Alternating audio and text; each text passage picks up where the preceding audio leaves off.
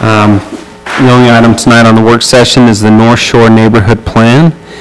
Chriselle Travis with D.R. Horton is the applicant. Well, there's some technical issues here. There we go, okay.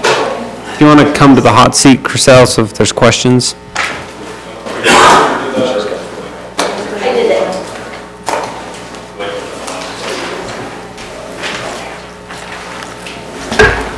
You get to come too.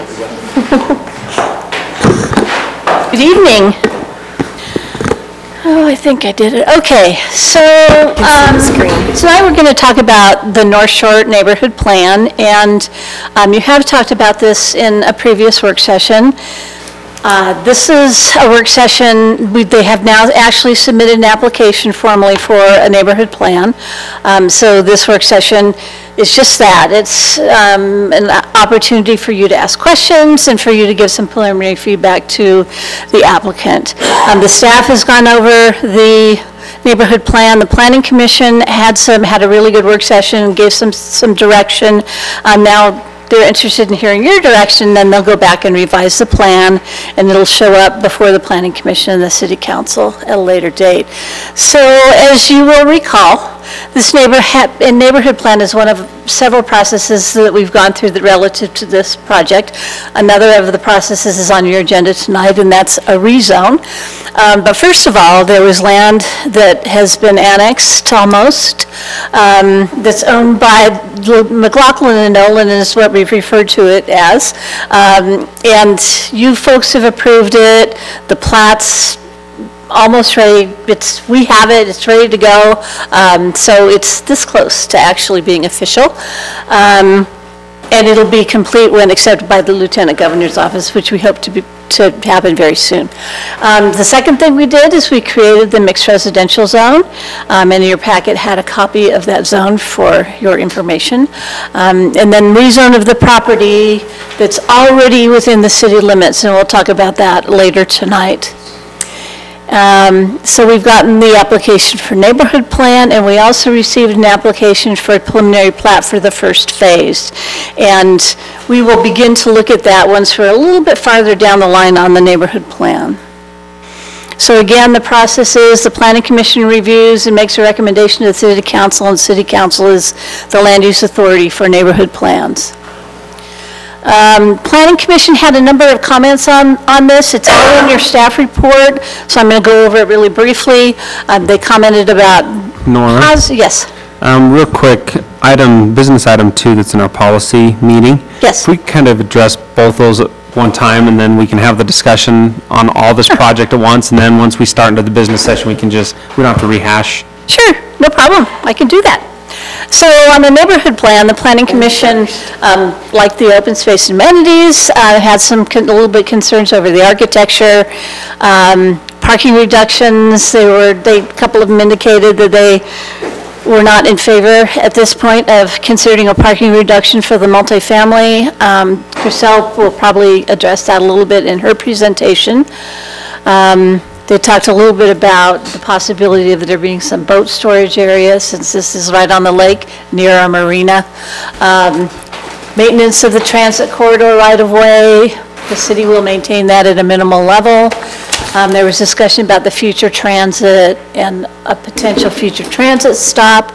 Some discussions with road sections, and the city engineer will meet further with D.R. Horton to talk about those. Then there's some questions about the lighthouse feature, which is their community icon. So what I see happening on this part of the item is for the applicant to give a presentation to let you know what they're thinking in terms of the neighborhood plan, have questions and answers, and then we're anxious to hear what your preliminary comments are. All right, so let me talk about the rezone now.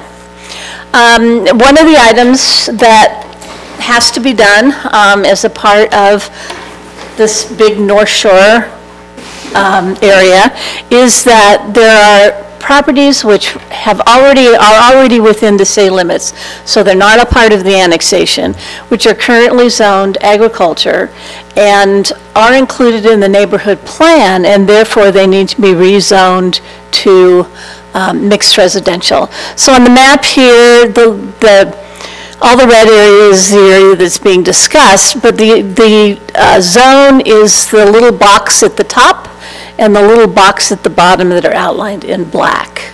The rest of it is part of the annexation, except the marina, and that's in the existing city limits as well, but there's no request for rezone. So here's another picture. Current zoning is agriculture. It's the red box on the top and the red box on the bottom, totaling 57.94 acres. Again, the zone map indicates it's agriculture. The land use map has a number of different, most of it's medium density residential. There's a little bit of neighborhood commercial and some other commercial. The mixed residential zone is consistent with that because there are allowances in the mixed residential zone for neighborhood commercial types of uses. In fact, it's encouraged. And then this is just a shot of their concept plan, and it's on its side compared to the other pictures, but just as a FYI. And again, Chriselle will get into this a lot more. So the criteria is outlined in the code. The Planning Commission forwarded a positive recommendation with no special conditions, and then there's a potential action. If you choose to approve it, you obviously also have the potential to continue the item with specific direction or deny it. Okay? Now we're going to turn it over to Chriselle. Do you have a presentation? We do. So Chriselle Travis with D.R. Horton. We are glad to be here tonight and to present this information to you on our North Shore project. We appreciate all the time and effort that staff has put in for us and for your time and effort in giving us feedback prior to this. North Shore, yeah, that would be good so that we can go through the presentation. That one, right? Okay. So this is our North Shore neighborhood plan.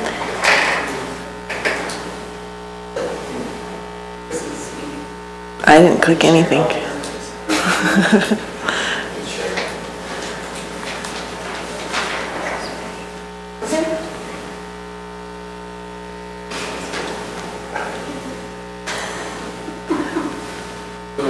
There we go. There we go. It's working. Okay, there we go. So Nora has pointed out where this is located. It's hard to see from here, but this is the harbor piece that comes along with this. Our residential acreage is 117, and we have a net density of 9.87, which we're asking for on the developable land. 1,156 units is what came in the annexation, and in the MR zone, as you know, with certain other criteria being met, we're allowed to have a higher density than 8 per unit. As you can see, we'll be right in there between at about 10.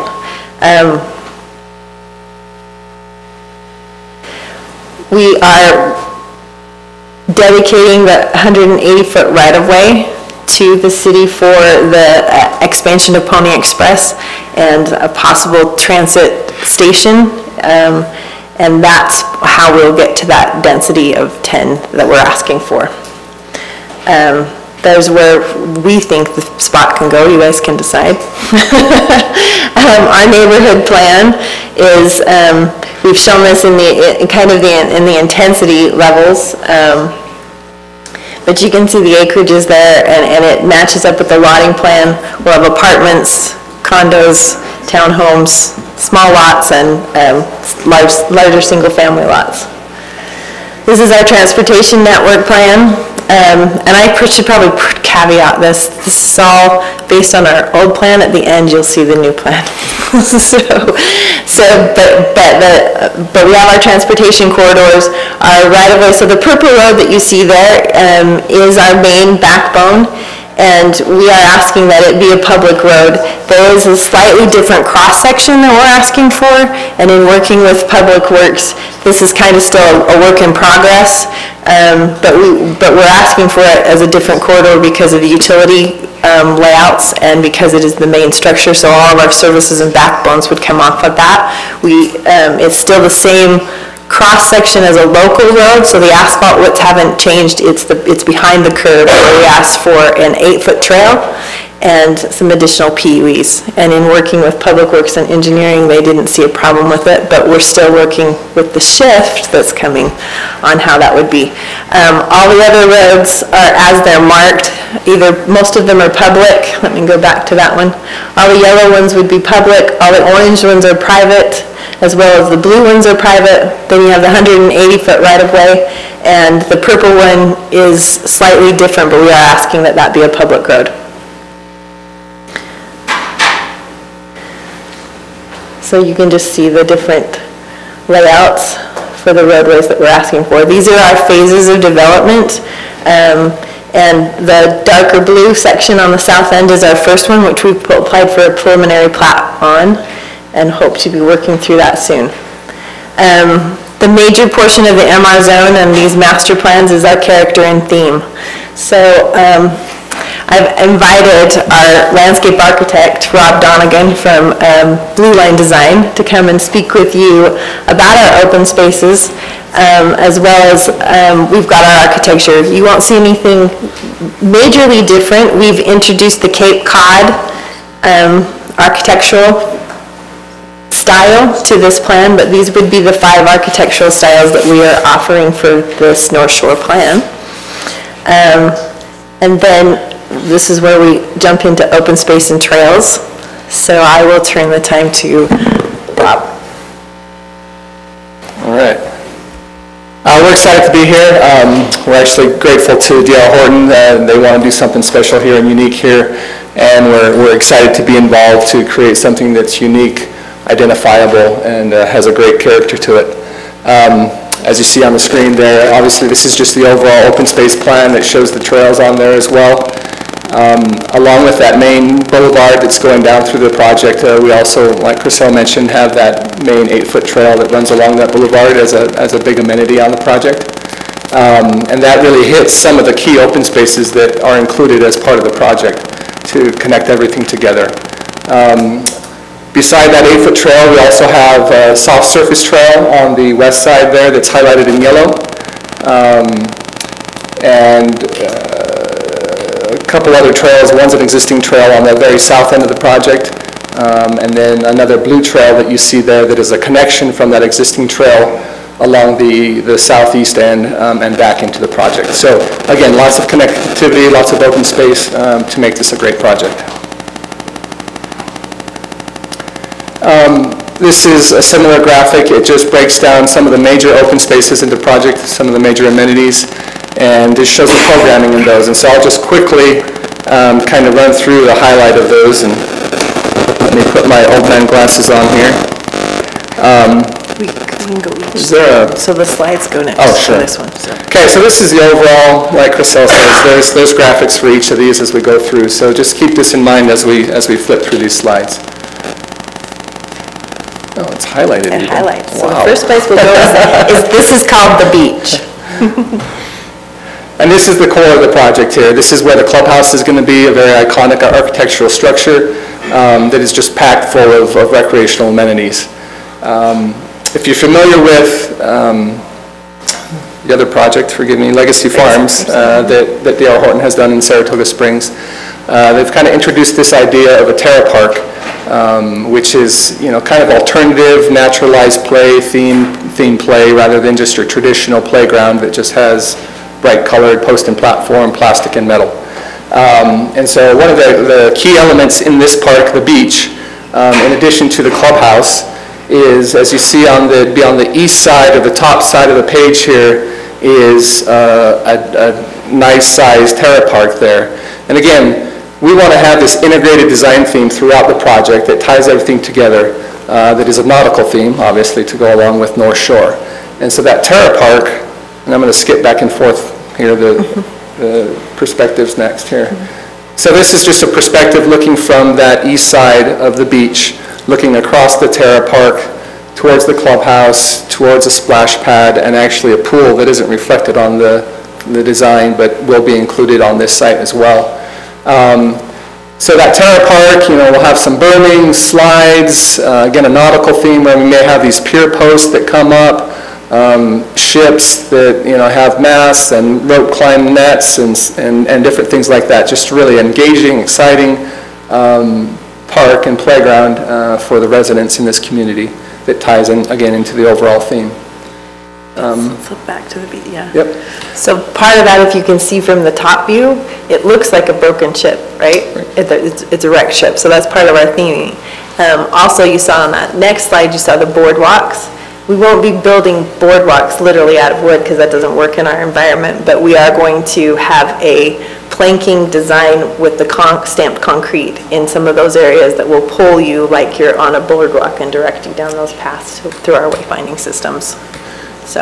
And so again, going back to the plan, behind the clubhouse is a splash pad element. That's actually where the pool will go, and the splash pad will get shifted around somewhere, but we'll still have a splash pad and a pool.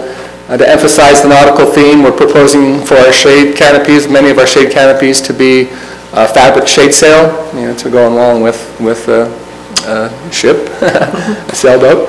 Other amenities here, you can see a combined basketball court, pickleball court, volleyball, sand volleyball court, and then like Chriselle said, these boardwalk type elements that meander through and connect everything together. The other element that is shown here in the very south end is the lighthouse iconic feature that really, as you enter the project at this point, will welcome you into the project. Now again, with the road reconfiguration, that'll change a little bit, but we'll still have that element in the project.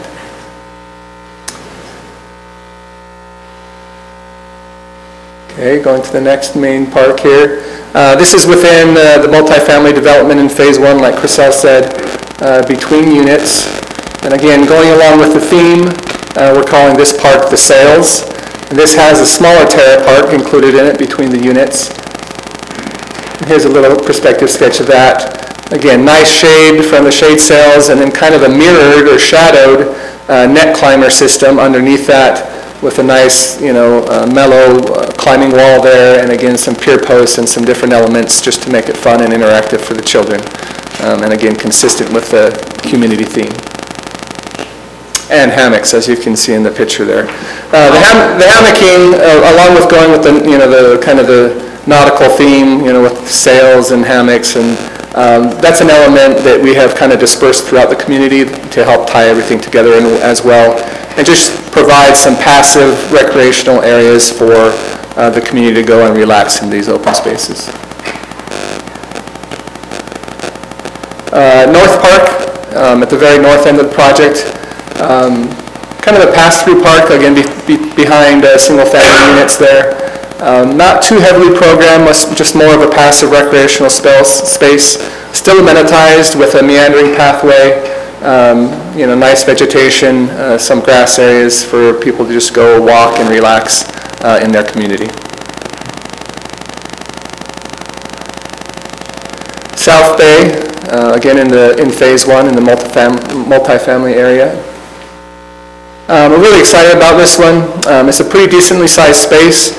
Again, some of the same consistent elements, hammocking, informal play, some berming, piers, boulders for the children to play in.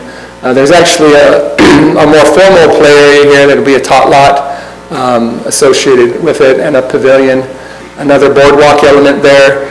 But really the unique element of this space is we're proposing to have an amphitheater terraced area that the community can have, put a screen up between the hammock poles even maybe, and broadcast a movie, gathering together at night, or having informal performances or gatherings or different things like that in that larger turf area, kind of in the center of the space there.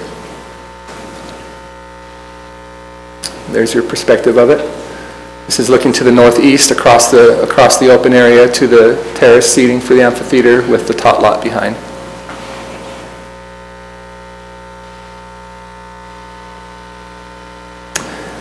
This is Dock Park. Dock. dock. It's a play on words. It's our dog park. Pun intended. Dock. So this is a dog park in the community, very popular in Utah. And again, just playing with the nautical elements here. A boardwalk element along the street, and then really the major access or main points, because as you know, at a dog park we want to have it fenced in and controlled. And so our major point of accesses into that fenced area are these piers or docks that go out into the space, can actually act as informal seating or entry into the area. Right now, to go along with the theme, we are proposing that this dog park would be a sand material, and with, again, some berming, some vegetation, provide some nice shade, and just make a nice, comfortable, controlled environment as a dog park there. One of the features that we are highlighting here in the image is that we will have, in addition to the programming we've talked about, we'll also have art elements dispersed throughout the community that go along with that nautical theme. In this case, on the corner of the project right there, we are showing that there may be an anchor element along the corner there. This is a perspective looking west, northwest across the site there. Again, shade sails over those docks or piers as you enter into the site to provide shade before the vegetation actually gets of a decent size.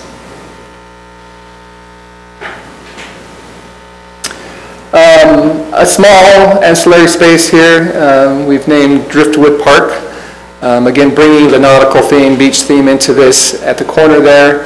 In addition to a wayfinding element behind that, we're proposing to have a series of driftwood placements there for visual or climbing interest. It's intended to.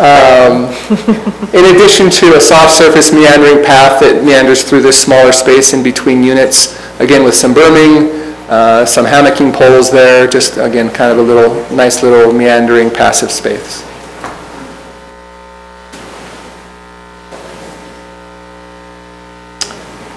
That's highlighting the clubhouse. Again, the clubhouse architecture ties along with the theme as well. Your vertical roost area there on the building. Further, this is a monumentation wayfinding plan that again ties into the theme. You can see that we have a variety of different levels of monumentation. At the very northeast corner of the project, we have a community entry sign. At the other entries, we're having what we call a secondary monument. We have the iconic feature of the lighthouse, and then we have our wayfinding markers as well, kind of as a tertiary level of wayfinding and monumentation. On the upper left there, that's our proposal for the community entry sign, again tying into kind of the dock, pier, beach feeling element there. In the upper right is just our small wayfinding element, a series of posts wrapped together with rope that could have, again, wayfinding markers or signs on them, identifying the spaces and trails or other things. That's what we would propose at each one of those parks that we've highlighted on either end. We would use this kind of a sign to call it that, so that it's identified and used through the neighborhood. And then finally on the bottom, our secondary monument, again tying into the greater iconic structure of the lighthouse, just kind of a mini version with a we're not lighting that, are we? No, no, we're not lighting. Anyway, nope. Similar looking to the lighthouse structure. And then finally, the iconic structure of the lighthouse. Again, the environment that this will sit in is still in the works, and probably won't look like this, but the structure itself will be approximately of that size and of that nature. That is our actual proposal for the lighthouse. That's what the structure that we would build. But it doesn't locate here anymore. You'll see in the new plan where we've located it. Right. This is where Gregory Haas comes up. Thank you.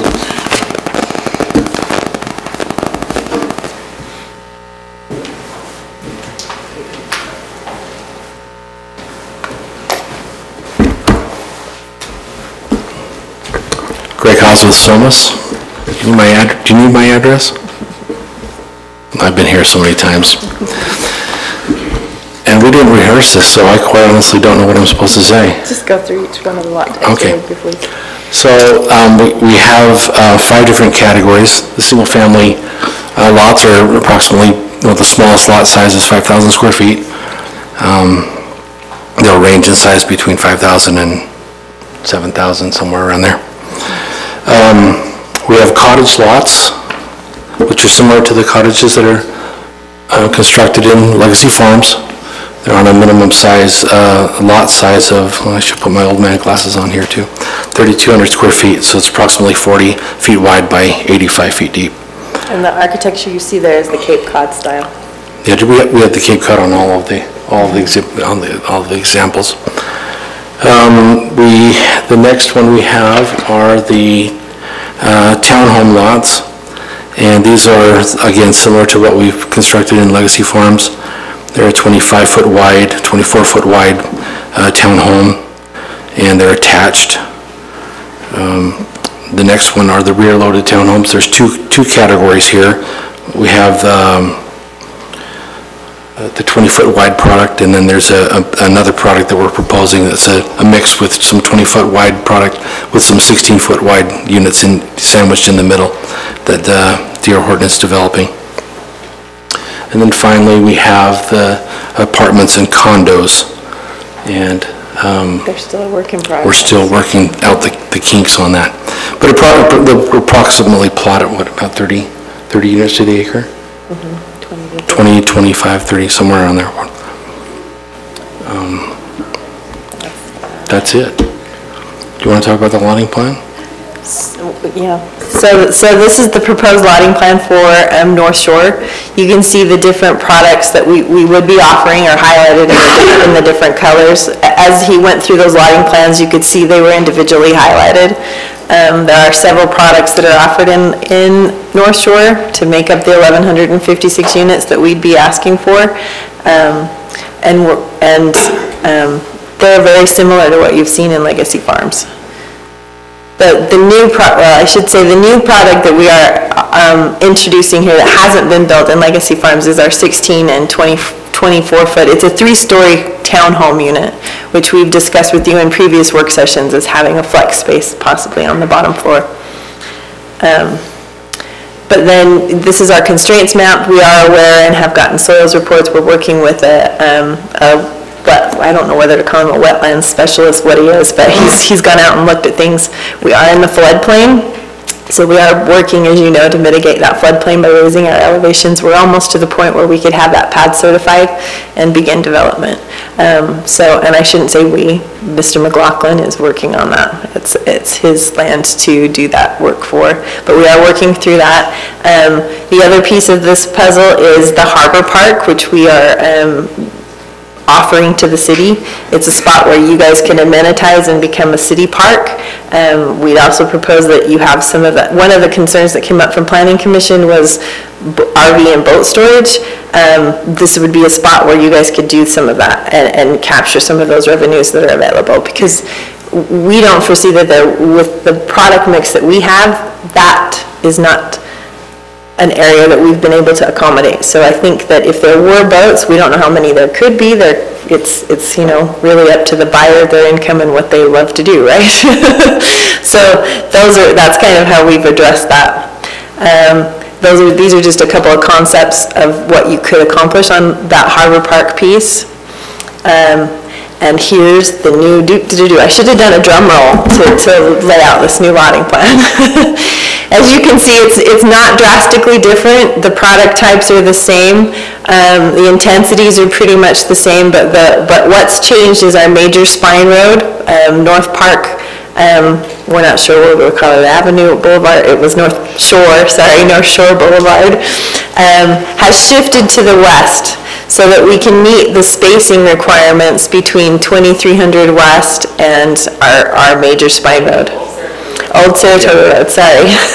Old Saratoga Road. And our spine road. So that in our traffic study, one of the things that was a concern was that in the future, if this transit does happen and that becomes a 5-lane highway, it will, well, I shouldn't call it a highway, 5-lane collector route, it could have the possibilities of failing. So we wanted to make sure that we were meeting spaces and seeing the planning to make this a long-lasting community that people will be happy in for a long time. So that's the major change, and when we do that, some of our open spaces have been relocated, but the amenities wouldn't change. The things that we're proposing to put in there in the program that we've shown you tonight, we will still find space for those to happen. Our open space... So we don't have this yet, right? Right, you guys don't have this. This is like just fresh, really literally a half an hour off of the presses. So,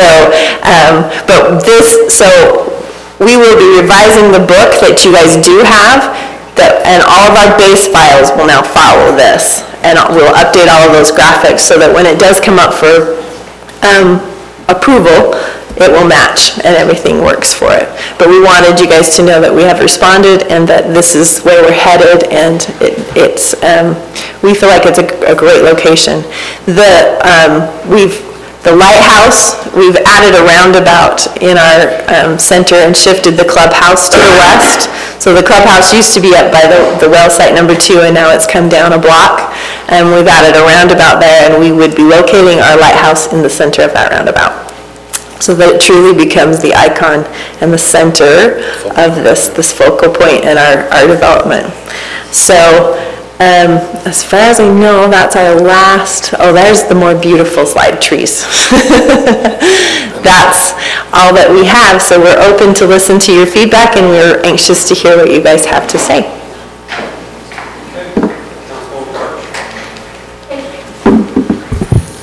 So I was trying to organize all my notes. I've been a little crazy today, sorry.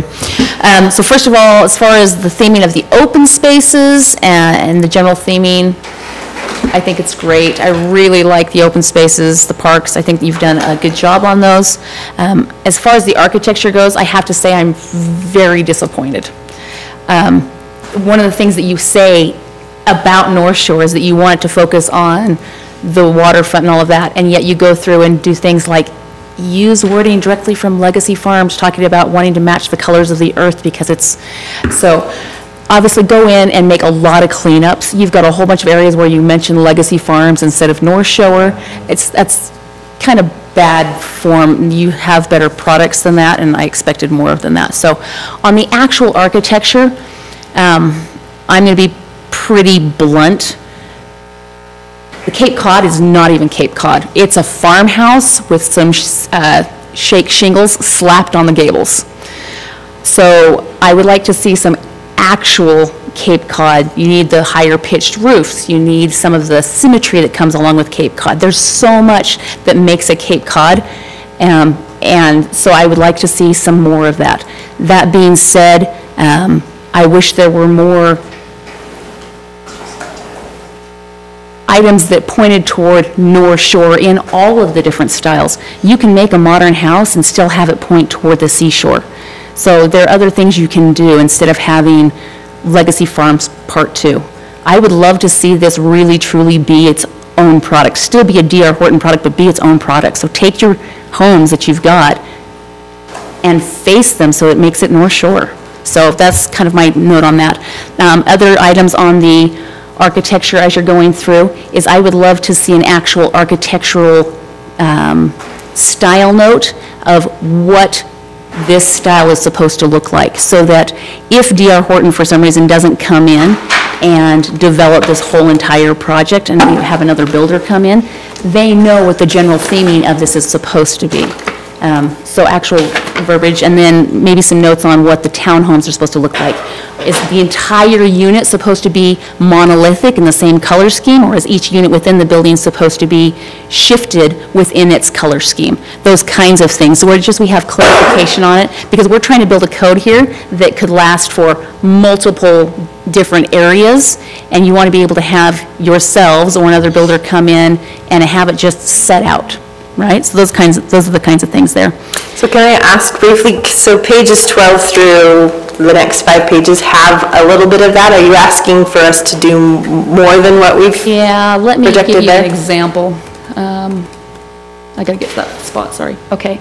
So for example, on, let's say, the Craftsman, an actual style definition of the Craftsman style is defined by a low-pitched gable roof with broad eaves and large front porches, exposed wooden structural line. I mean, really, truly, Right. call it out. This is what this is. Right. So it's really just dead And obvious. we did that in previous projects, but we'll pull from that, I understand now. So just really give those styles. The other thing I'd like to see on all of this, where you call out where the front materials are supposed to be wrapped around, I believe it's 2 foot on most of the sides, and then if it's on a corner, it's the entire face of that street side as well. One of the things that you came back and did in Legacy Farms, and that makes a much better project, is to call out that those front materials also need to be used on the rear elevations when it's on a collector or an arterial. So that so you have that breakup of style and it's not just a straight bunch of facades. So those are the 2 things I'd like added to each of those, just that those get called out. Okay, let's see. So as far as the lighting on the monument, I'd love to see you address the foot candles for the actual lighting, and then also that it will be extinguished at 11 o'clock like we call out in the rest of our ordinance for those kinds of lighting fixtures, just so that we can keep the dark sky as much as possible. We're really trying to make it so that our residents will continue to be able to see the stars a little bit. Also, just a question, so you mentioned that your density was going to be about 987, I think, something like that. In the staff report, it's called out as 8.4 or something like that. What was it? Thank you, 8.25. What's the difference, why? The difference is whether we include the harbor or not include the harbor. So if you take that calculation on our gross acreage, I should say, that includes the 19.6 acres and that drops it to the 8.3. Okay. We wanted you to know that we've got our foot forward. Will you and we're call looking that at- out? That would be great. I think call it out once, but then going forward, I really think it's 8, because that is the land that you're giving this. But just Right. have it called out the one time, and then Right. most of the reporting have to be that 8 point whatever. Right, so in the first page of the book, we are adding a data table that'll have that information. Great. Fantastic, okay. And then, Nora, later, I'd love to talk about some of the code items in there that are, I think, our issues, not theirs. Just about, like, when you're talking about when the density increases, I just want some clarification on if that's our code saying, or if it's theirs. So, for example, in the density increases with I, 2I, and 3I, 2 and 3 appear to be the same thing, and I don't know if that's written out in our code that way or not. So that's just stuff for us to talk about later. Also, just remember to call it live work and not just flex, because flex gets confused with office flex space. That's very different. So as far as North Shore Road, I have great concerns about making this a 60-foot wide right-of-way instead of a 77. It's actually not the same asphalt width. You're talking the difference between 29 feet of asphalt versus 44 feet of asphalt, which allows for a full turn lane plus bike lanes. This road, especially with the new alignment, is going to be a much more major road, and I think we need to go to that full 77. The other thing is having an 8-foot trail is not something that we've done. We either have a sidewalk of 5 feet or we have a 10-foot trail in most of our areas. There have been a couple of exceptions that are grandfathered further back long-term, but that's something that we need to do. So to some extent, I'd rather see bike lanes and have 5-foot sidewalks than I would see an 8-foot path that doesn't fit our normal standards. On that, let's see. If that path was maintained by the homeowners association, which is what we're proposing, does that make a difference for you? You know, I don't really, I'd have to think on it. My biggest thing is I want those turn lanes, I want that extra asphalt. One of the things you're talking about is, you know, obviously not allowing parking on private roads, which is great, but that means you're going to be putting people out on the roads, and that road is not even close to wide enough to support parking on both sides and then full transportation movement. So part of what we'll do with this new shift is update our traffic plan and our traffic, not our traffic plan, but our transportation report study. And right now, it's coming back as not needed to be a collector road, but we'll definitely readdress that and let you know how that's coming back. Well, and it may not need to be a collector road for your specific project, but when you're tying in stuff that's going to come into the north and stuff that's going to be to the south and the marina, I think you're going to end up, we have to look, long-term. This isn't just yours. Right, so the collector road that's proposed in your master plan is being located to the west of our property, and this will serve just our community. So you've got Public Works on the very west end of that, and then the parcel that you own has got Public Works on it, and what's being proposed is that collector road that would connect from south to north be on the west side of Public Works between you and Utah County. I just know how our collector road gets used in my neighborhood and how it gets used in the Hills and Benches and other places, and it's just for the neighborhood, and it needs the full width. So I have a hard definitely look at it. time with that, but that's something I think that we can address. It's kind of a bit of a policy issue there, too, for us to decide, so. As far as your names of streets and parks, just get with staff and make sure you're not repeating. Obviously, there were a lot of street names in there that were repeated. Right, we've got that feedback, and we're working on that. It'll happen with this new update. Awesome. And then, as well, most of your park names I don't have a problem with. I do have concern about Harbor Park, only because we have 2 actual harbors.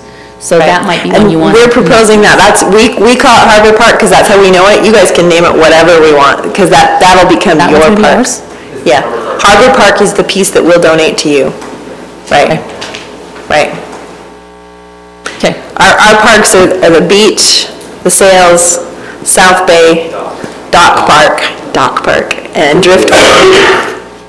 Okay. We did show you a slide that said Harbor Park, but it's Yeah, I'm the trying to piece that remember. goes to you. Just off, yeah, it's like I said, we're just kind of going through fast, so. You're good. As far as the dog park goes, just verify that you really want to do sand. I've heard a lot of feedback. There is a dog park nearby that doesn't have grass and it's just dirt, and the owners hate it and they won't go there. Well, there will be, so in our dock park, there will be those berms and islands that were in the middle will have grass. So those Okay. would be grassed, the recess, because there's going to be a lot of topography in that park. Okay. So that the piers will work as benches. So the recessed areas would be, because the other portion of a dog park is the usage, and the Yeah. users are not friendly to grass. So that's part of what we're doing. Okay. But we do recognize that there does need to be some of So those it's not surfaces. going to be all sand, so I Right. just misheard that. Nope. Okay, that's great. So they're like, think of the ocean, right? They're islands in the middle of the sand. Fair enough. On your compatibility statement, you might want to just change number 2. That's a little offensive to say that We're you're actually raising- removing all of that. So that whole compatibility statement is coming out according to the notes from Nora. Okay, So- perfect. On the monumentation page, on, I think it was your page 27, if you can just make sure that you have denotation of which monuments are which, and sizes and things like that, because for us to just look at it, it's like a bunch of signs, doesn't mean anything to us. Because one of the things that we're going to be doing with this is looking at the sizes of the signs and the monuments to make sure that it fits with code, and right now we have no information on that, so.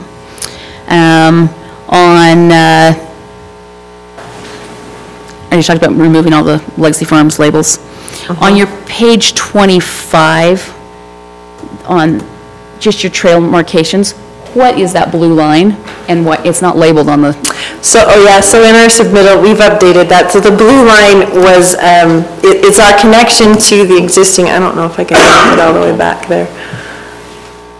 It's our connection to the existing Saratoga Road Trail, and it flips back through and connects down your 180-foot collector route, so it utilizes that, and we are asking that be a city, keep going, that be a city-maintained trail, okay. and that it So comply, just but that's making why sure it's, you're labeling things.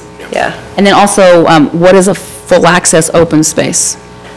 We'd like to know that as well. That's from your 19.16, that comes from your code.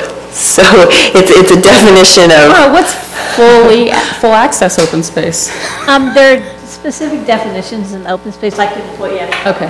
But one of the things that Chriselle and I need to do is sit down and make sure that they meet 1919, which Okay. is the open space requirements of the code. And again, there are specific definitions in that section that actually define what full access open space means. I believe it means that it's improved and, There's a number of points that have to be happening in that area and an acreage that has to be made. It's, yeah. specific requirements. Yeah, fully improved is not blocked. Partial would be where you have open space and there's a detention basin. That's not full access because at times there could be water, so they don't get full credit for a detention basin in, I think it's .67, two-thirds That's just me credit. not knowing our new open space code as well as I should. Okay. it's not easy, so. Fair enough, fair enough. Okay. On your page, what page is this? Your fencing page, page 30. Just a couple of concerns, and obviously a lot of this is going to get changed when we see the new layout as well. But making sure that you have breaks in the fencing where roads will connect through it, stub roads. So be it on that inside parcel that you don't own, or down along the southwestern townhomes, just making sure that you have fence breaks in all those areas, because they don't show up on ours. And then... So do you actually not want the fence, because in other communities, when we've had stubbed roads, until that roadway comes in, we do fence across that so that it's fully enclosed for our residents until such time as you make that connection, and then that panel of fence would be removed. You know, I'm not sure that we've actually put fences across our other stubbed roads. That's something you'll need to check with staff, what our procedure is on that one. But, Seems fair. yeah, but Make sure it works. I just don't want residents to think it's going to be a dead end, and then it's, surprise, not a dead end. So, yeah. Hopefully they don't think we build roads with fences. Hopefully. The road steps. Well, so many of these, especially down by the townhomes, are just, I mean, they could be turnaround areas, they could be all that kind of stuff. So it could be confusing. So just making sure that that's working. Exactly. And then making sure fencing around future apartments doesn't disclude its parking area, which is kind of... Right, Yeah. right. It's shown on the property line, that area of the parking is still being negotiated on. So we're working to add that to Just the working on that. project. Anyway, so things like that. Also, with the fencing, have we required full privacy fence around apartments like that along major roads? We haven't. If I'm not mistaken, like if you look across the street, we don't have privacy fencing. I believe that it's, I don't think we require it, but there is some mention about semi-private fencing. The code is pretty specific about, you know, if you have a trail corridor, you need semi-private fencing, and I think it's optional on kind of around the multifamily, whether there's solid fencing or not. Some developers choose to do it and some don't. I would think along major roads like that we wouldn't want solid privacy fencing. So if we can make sure that that doesn't happen, I think for safety and more open space, I think that works a lot better, or more of an open feel. And really, just for your clarification, the fencing that you're seeing is required per your zoning ordinances and separation of uses, and so that's what these lines show, because public... It's next to agricultural land right now? Right, or it's next to Public Works, and it's a public ordinance, so it was required per your code, and so that's why you see it like it is. So I can see the one on that west side. I think the one against the road would not necessarily need to be there because it's not really against agricultural, it's against the road. Right, and again, that roadway is shifting to the west. So we'll see how that... Yeah, so we'll see how that changes. Yeah, definitely. Thank you. Okay. As far as the lotting standards, so I think a lot of this was pulled straight from Legacy Farms, if I'm not mistaken. It surely looks like it is, including all the asterisks that lead to absolutely nowhere. So if we can just clean that up. I have some issues with a couple of them, just that the interior sides that on the cottage lots and on townhomes and things like that, really they are small enough lots. I don't think they should be doing accessory structures. And so to say that they have to have a 5-foot minimum, especially on a corner, on the single-family houses, and maybe on the cottage lots if they're big enough, that's fine if they want to have an accessory structure, but they shouldn't be on the corner lots, they need to be on the inside setback and not on the corner setback. If they're going to be on the corner, then they need to be set back to the facade of the house on that street side as well, just so that you're not crowding up against sidewalks and making it feel even more crowded on the corner like that. And then on the townhomes, honestly, just take out the accessory structures, because there's not, I'm sorry, there's just not room on any of those lots for any kind of accessory structure. In fact, if you want to say that they're not allowed, that would be fine with me. Your new product, your rear-loaded townhomes that are 16 feet wide. So you're talking a single-car garage instead of a two-car garage?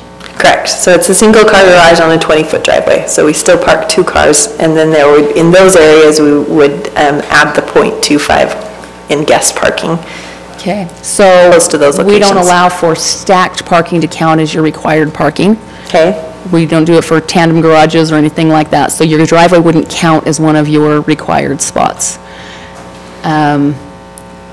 So we'll have to look at that. I'm not sure how comfortable I am with that, just knowing that we don't have any kind of transit in the area right now.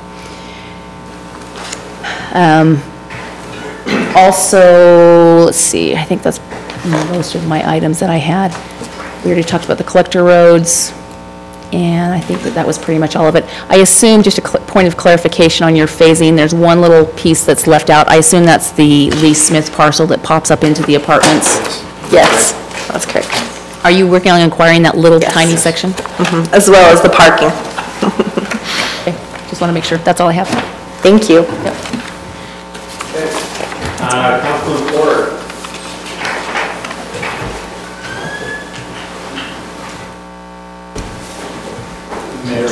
We've got some audio problems with him. We will. Can you hear me now? Yes. Okay. Staff has been All right. diligently working on new I'm sound system for juggling months. microphones and speakers, Is that fair, Wilden? Just barely. I guess the few comments I had or questions I had were in relation to the elevation. I liked sorry, I'm getting feedback in one ear. I liked the look of the elevations and the variety that you give. I guess it was mentioned that there was some concern with how they look. I guess my feeling is as long as they meet code, that's, I mean, I understand some of the concerns about how true to form some of these may be, but I don't necessarily know that we have anything in our code that requires people to be true to form. It doesn't allow for any interpretation on the part of the developer, so I would just say make sure that you meet code. I like the new alignment of the North Shore Boulevard. I also like some of the repercussions of that are that I think it gives a better mix of housing types across. I think that the updated map shows a much better mix, which I like. And then as far as the road width on North Shore, I do feel pretty strongly that public roads need to meet the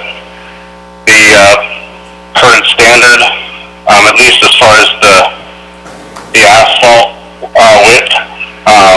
You know, I guess there might be some room to work with how wide the park strips are and the trails and stuff, but the asphalt width needs to maintain the current city standard. And it would have to be an overwhelming reason why we would alter the cross section. And then I guess there were some comments about having the fences open on some of the stepped roads. And I guess I could go either way on that. I guess it seems to make sense to me to have them closed off. I can see the concern of people thinking that they're always going to be closed, but and also having an opening into a weedy field. I don't necessarily know that that's something we want to see either. So I guess we need to look at what we've done in the past and see, look for some guidance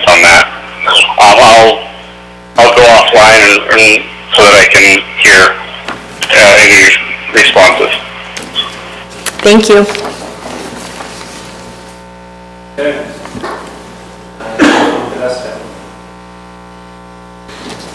Let's see. One thing I did like that you added in was the, what was it called? The primary and secondary facade map, to kind of show that you've gone through that exercise to, I guess, learning from Legacy Farms. And so I guess as this progresses further, I'd be interested to see what those secondary facades would look like in elevations. But yeah, I think that's a great asset to the application here. I was wondering what the square footage of the clubhouse is going to be, and how you feel about that being adequate for the density, for the usage of that? So the clubhouse is the same as what we have at Legacy Farms. That's the footprint that we're proposing. It's functioning great. It gets used on a regular basis. We've also provided the larger open space of the amphitheater so that if there were larger group meetings that would need to be held, we could have them in that location and accommodate more people that direction. As far as dog parks go, I'm not familiar with them having fences or not. Has that been a discussion as far as? Right, so it would be totally contained. The theme and the purpose of the dog park is so that they're off leash. Okay. And you take them there to interact as a community, right? Yeah, and so will that be outlined in the next concept plans for that? We can add something. In our thought process, those things would come forward at our preliminary plat.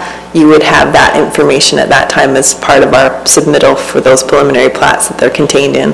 And typically, what type of fencing is that? What we've discussed with the city is that this would be a vinyl coated chain link so that you can see through and there's still safety inside of there. Okay. Not electrified or? No electrified fences. Just a couple other questions here. Most of them been asked already.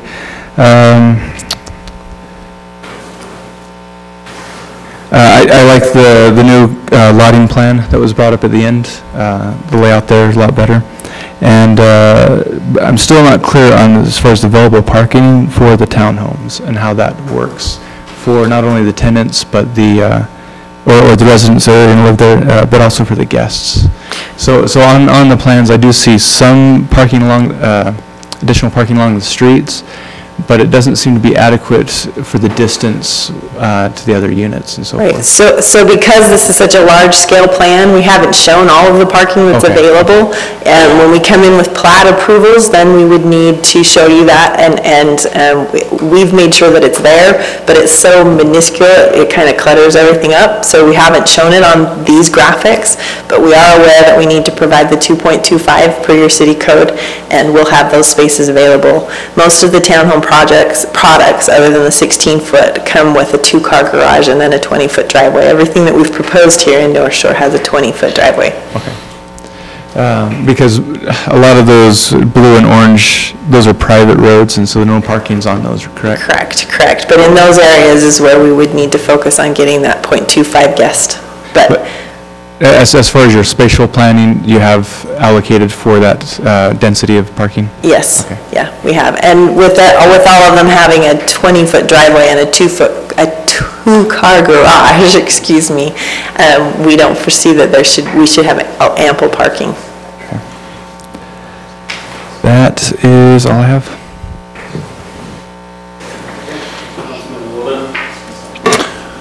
I'll make this quick. Hey, this microphone works. First time in a long time. Marine Park, I think that's great. That'll be a great amenity for the city in the long term. The amenities you're proposing, I think it'll be great for the city. It's nice to see a variety besides just the tot lots. With the dog park, I was just imagining dogs in sailor hats the whole time. So I apologize for my smirk. I just had a vivid imagination. With their owners dangling their feet in the sand. Right? Yeah, it'd be great. You've got to get a dog in there. I think here and others, as far as the road cross-section goes, we've spent quite a bit of time as a council and staff developing standards, and we've had some very controversial concerns because of roads that were too small in the past, and with that, after the time and effort we spent into it, I think our roads, they're not overly, I mean, they're conservative compared to what other cities request, or at least in alignment, and I think we really do need to stick with that, because there's some significant concerns we've dealt with recently about roads that are too small that looked fine, whatever, when they were built 8, 9 years ago. I don't know how long it was, but it just isn't.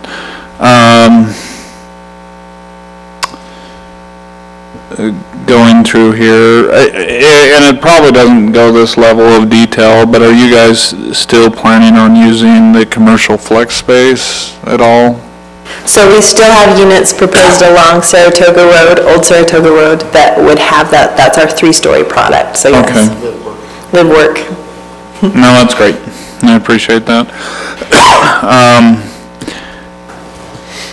Is there something else we need to address specifically? The trail side with. I was more focused on the road. I don't know. Let me come back to the trail in a minute if that's all right. But I think from a consistency standpoint, if we're making other places in the city do a certain width, whatever that needs to be consistent so we don't get ourselves in trouble where we're doing one thing for one group and not another. Right. Does that answer it? Yeah. And as far as, I think, Nora, you brought up parking. I thought we created I remember talking about it in city council when we were creating the zone, that parking, there's a different variation in parking for here. I thought it was a minimum 1 per unit, then like 0.75. There's transit. What? When there's transit. When there's transit?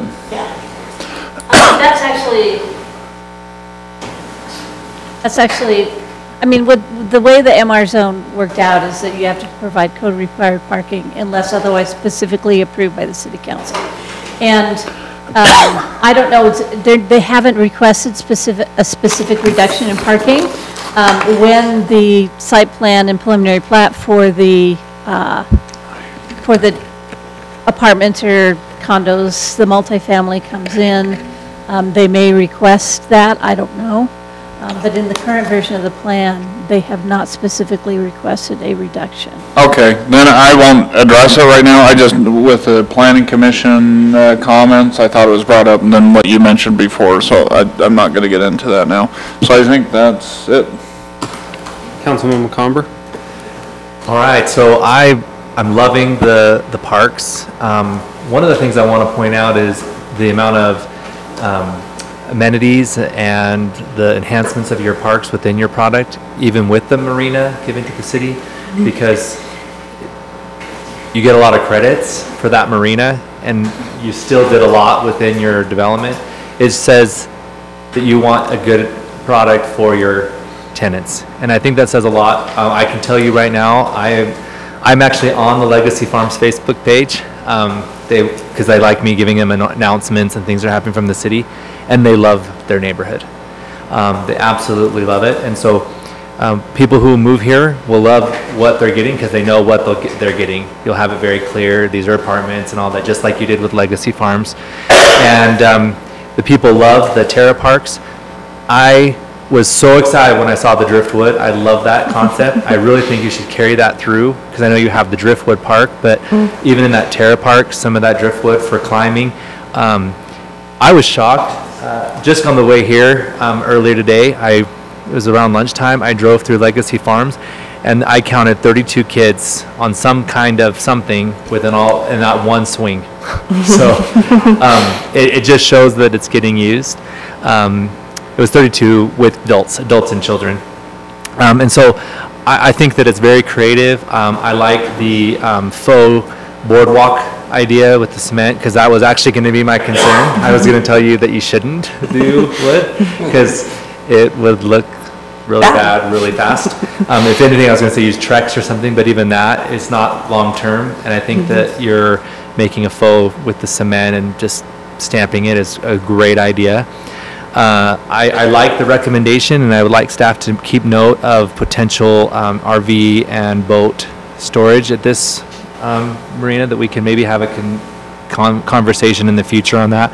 I think there is a need, not just this neighborhood. In fact, I don't know if this neighborhood will utilize that as much, but I have heard from many people throughout the city that they wish that our other marina did, and this is actually more centrally located and would be the better place, and there's a lot of space for it, and good access to that road.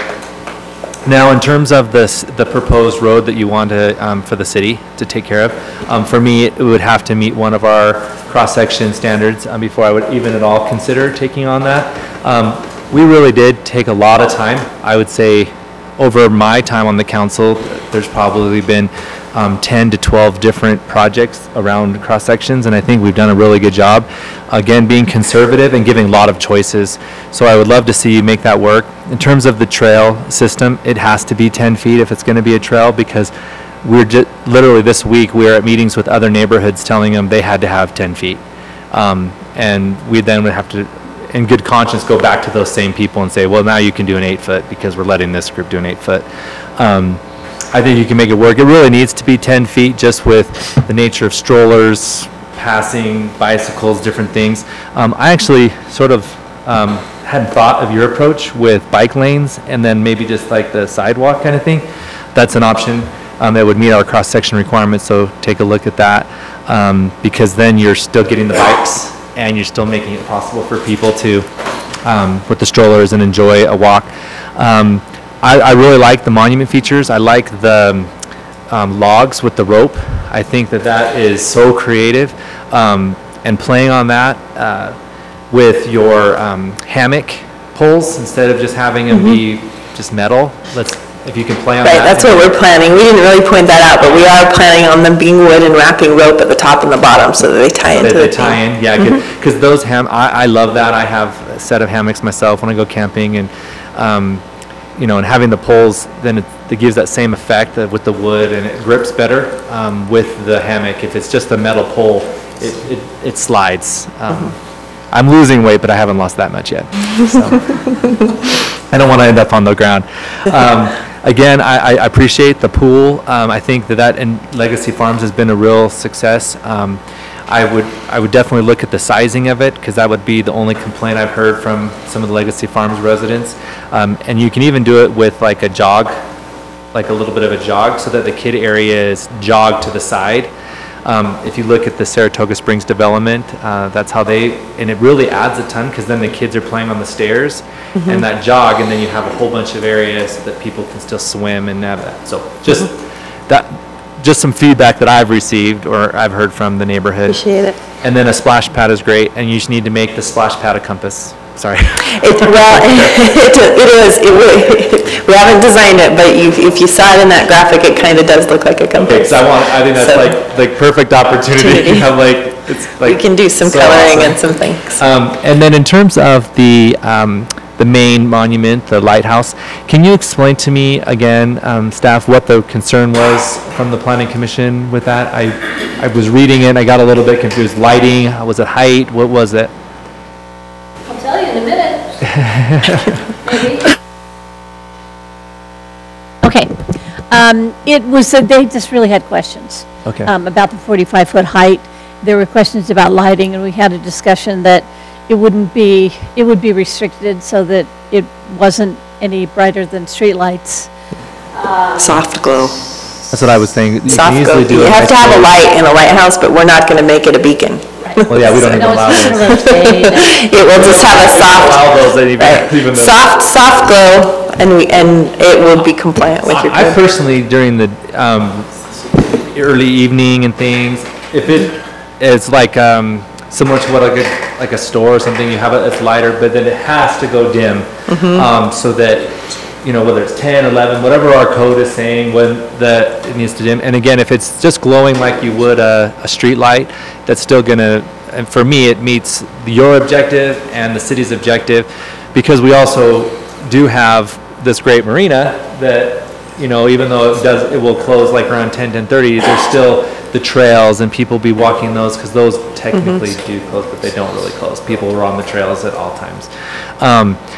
I like how you're integrating into the existing county trail system, that that runs along Old Saratoga Road, and I would be open, staff, me personally, in maintaining that if that was a request from the developer, the part that connects in with the other, but their internal trail system, I wouldn't be at all interested in that.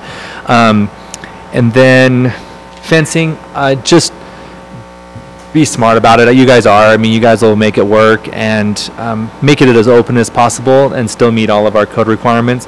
I would rather have a fence on the dead-end streets and then just put like a little sign, say, future neighborhood coming soon, or something cute with you could have with your signing thing or whatever.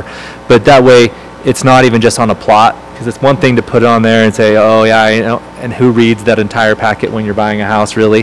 Having something visual that's there so that it just makes for when the neighbors come in down the road to develop. It could be you, it could be somebody else. But and then ultimately, when it comes to the architecture, I do want to echo a little bit what Councilwoman Barch. I think that I get you're in a hurry, right? I mean, this is not as bad as Legacy Farm was. I mean, that was like a multi-year project, but still you want to get in the ground, and I get it. But we need to be definitely as creative in our elevations as you have in your signage and your design, because I think it'll be like Back to the Future. They have like that really cool sign, and then you go in the neighborhood and it's like really bad, because it has a great entrance and then it's really bad when you get in. They really are craftsmen homes that you've just tried to tweak a little bit, and I think it was probably just because of the rush as you really start to brainstorm and work with your architects. I've seen elevations in the D.R. Horton catalog on their website, because you actually have products back east too, so it's like that would work wonderfully here.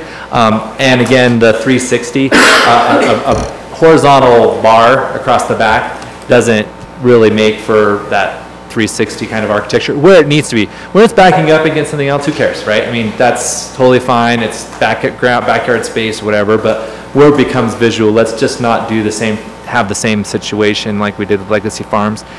And then I do like the new layout. I love how the monument moves in with that roundabout and all that. That I think it's going to add so much to your neighborhood. It's going to break up that long, even though you've curved it, it's going to break it up. I think it's great. And then, I was going to say on some of the Cape Cod feel, even just like a tapered columns at the bottom where they're tapered and they have like some stone, and then you have the pole. You know, you could do some things that's really minimal in terms of cost that just are huge value add to the look and feel as you're driving down the street. But have fun with that, and I would love to see some real variety, and even the modern too.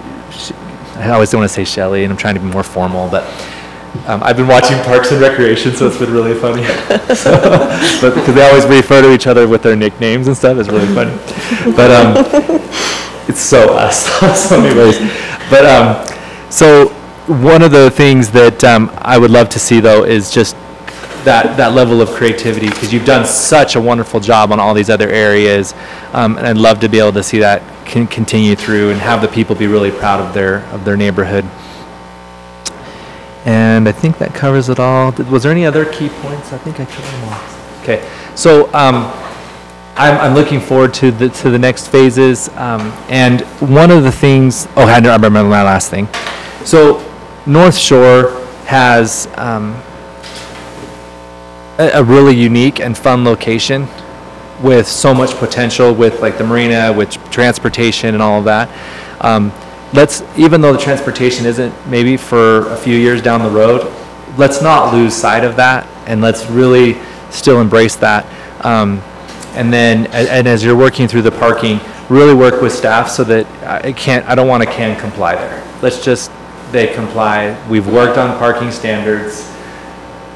I'm just telling you right now, it would be a waste of your time. Just work it out, get it figured out, and then come in on that. If there's a little bit here with the park or this or that, I can work with those types of things. But with parking, it's just always been a nightmare in these types of developments. So thank you very much. I'll turn the time back over. Thank you. Okay. Do you have any other questions for us?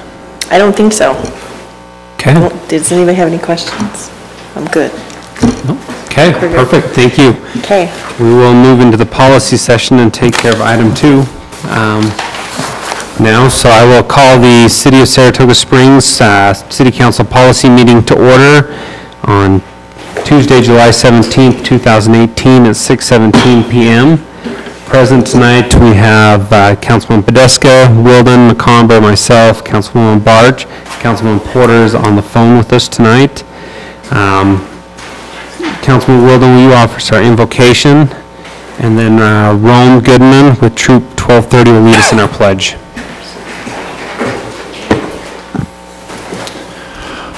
Our Father in heaven, we're grateful that we're able to be gathered here this evening as leaders in the community and to look at plans and designs and long-term things for the betterment of our community and our neighborhood and our city. And we ask thee to bless us with thy spirit, that we'll be able to make good decisions that will benefit all. And we'll be able to make recommendations to help others around us. And these things we say in the name of thy Son, Jesus Christ. Amen. Amen.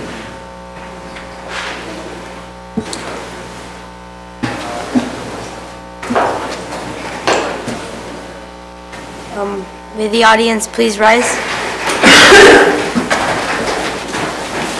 Salute the flag. Repeat after me. I pledge allegiance to the flag of the United States of America and to the republic for which it stands, one nation, under God, indivisible, with liberty and justice for all. Thank you. So really quick, before we get to the UDOT presentation from the council on business item 2, if there's any further discussion, I'll entertain a motion on that. I think we've already done it. We have to redo the Pirelli Meadows? Good properties, okay. I'll move that we approve the North Shore rezone to mixed residential. Curcell Travis, D.R. Horton applicant, 2300 West Saratoga Road, ordinance 1821, dated today. I have a first from Councilman Wilden. I'll second. I have a second from Councilwoman Barch. Any further discussion on the motion? Do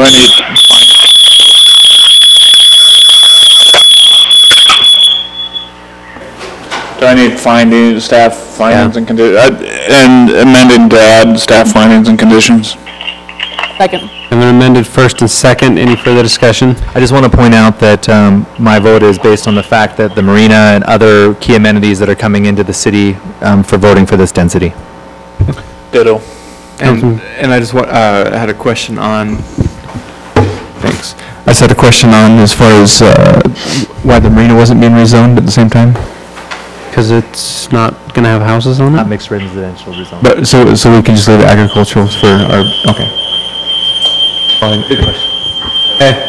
I got first, second, we'll do a roll call. Councilman Porter? Aye. Councilwoman Barch? Aye. Comber? Aye. Wilden? Aye. Podeska? Aye. Motion passes unanimously. Then we'll go to UDOT. Thank you for being patient.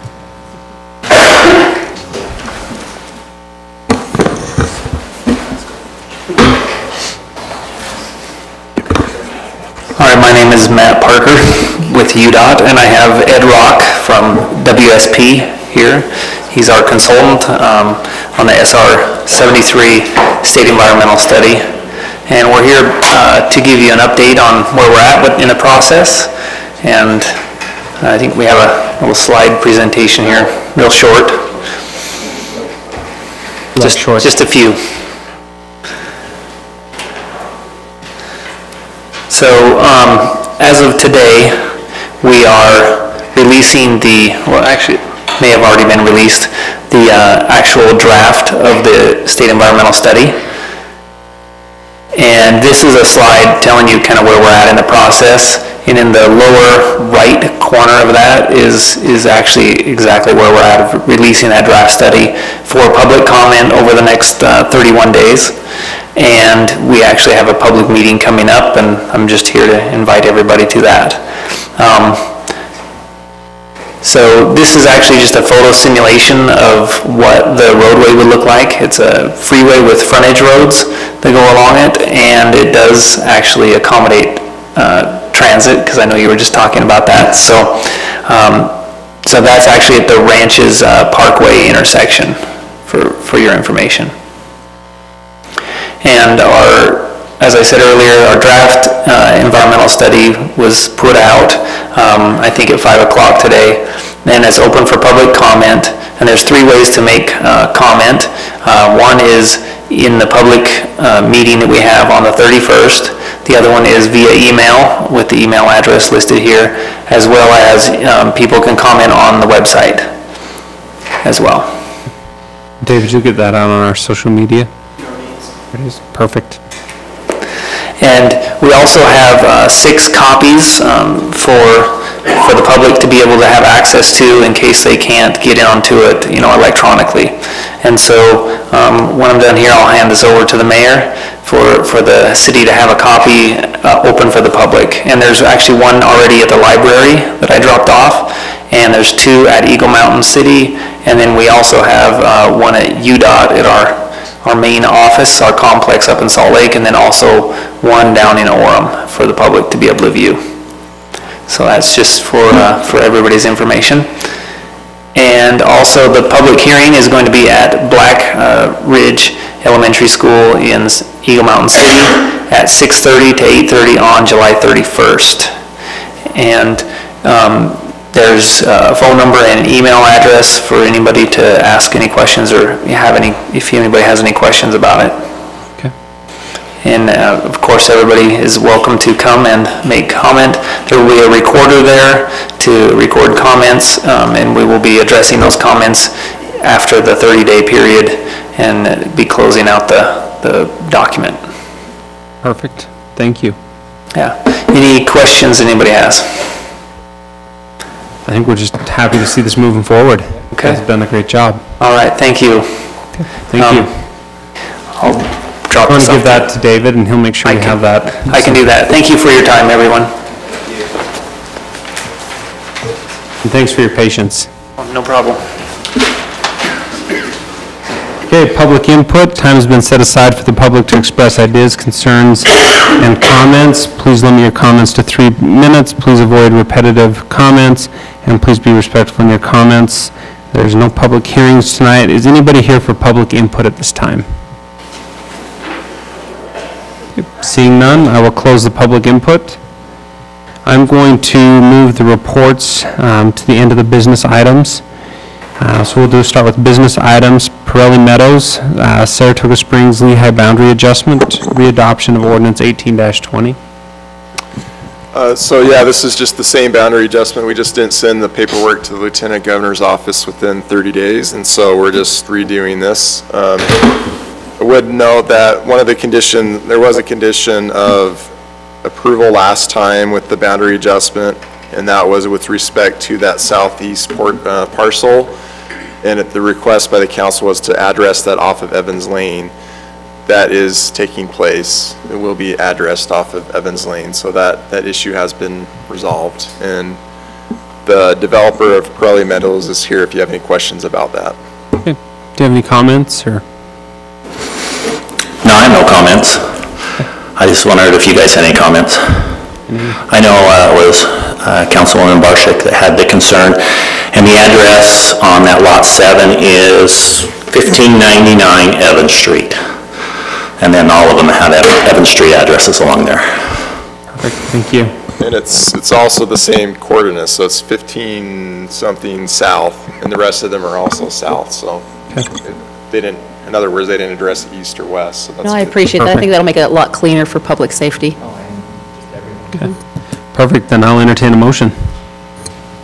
I'll move that we approve the Pirelli Meadows Saratoga Springs Lehigh Boundary Adjustment readoption of ordinance 1820 dated today. I'll second I that. have a first from Councilwoman Barch, a second from Councilwoman McComber. All staff findings and conditions? Including all staff findings and conditions. Yes, Seconded. thank you. Amended first and second. Any further discussion on the motion? Okay, roll call. Podeska? Aye. Porter? Aye. Wilden? Aye. McComber? Aye. Barch? Aye. Motion passes unanimously. Thank you. We have the code amendment for Title 19 sign ordinance, 18-22. You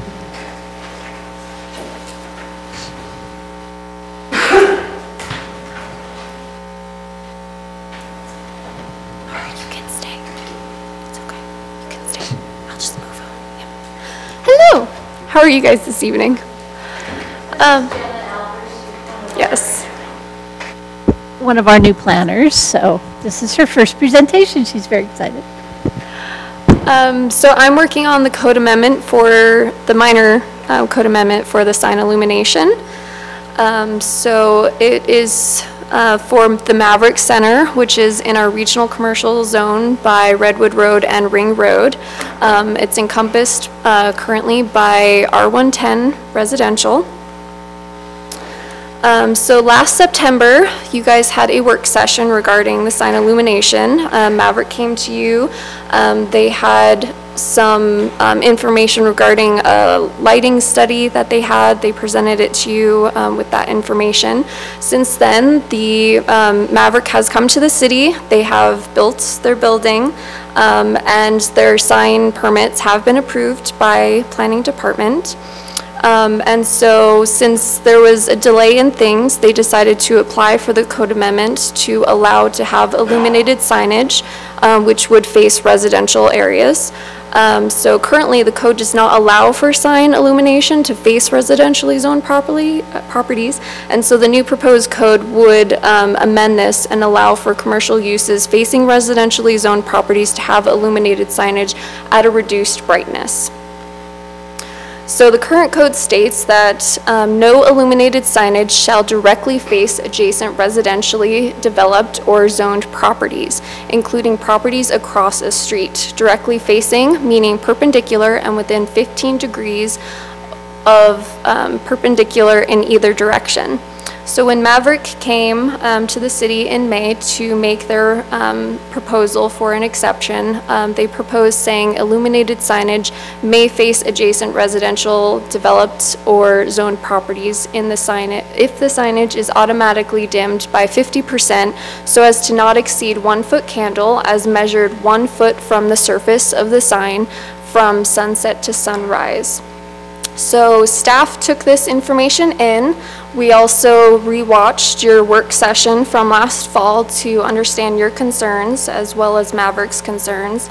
And we drafted a proposal with the exception that illuminated signage may face adjacent residentially developed or zoned properties if the signage is automatically dimmed by 50% so as to not exceed 1 foot candle as measured 1 foot from the surface of the sign, and the illuminated sign shall be a minimum of 100 feet from the nearest residential building footprint. You guys may make a motion to positive for approval or continuance or negative recommendation. So.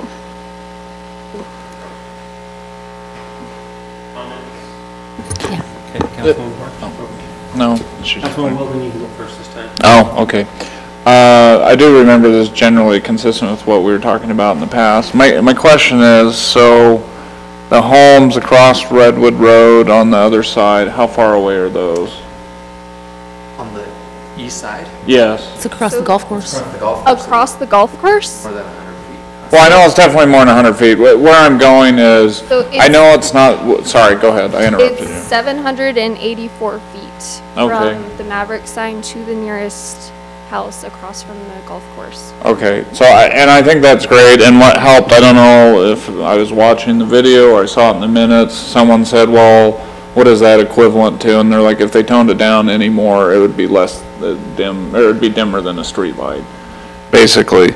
But I wonder, and I think this works for this development, but my concern, and I don't know if we want to write the verbiage now or later, is what if those homes, if we got in a situation that directly faced it, were a lot closer? 100 foot for those type of homes would be really close, like the footprint I get, but if it's directly facing a residence, I'd like to put a cap on that, like 500 feet or something like that.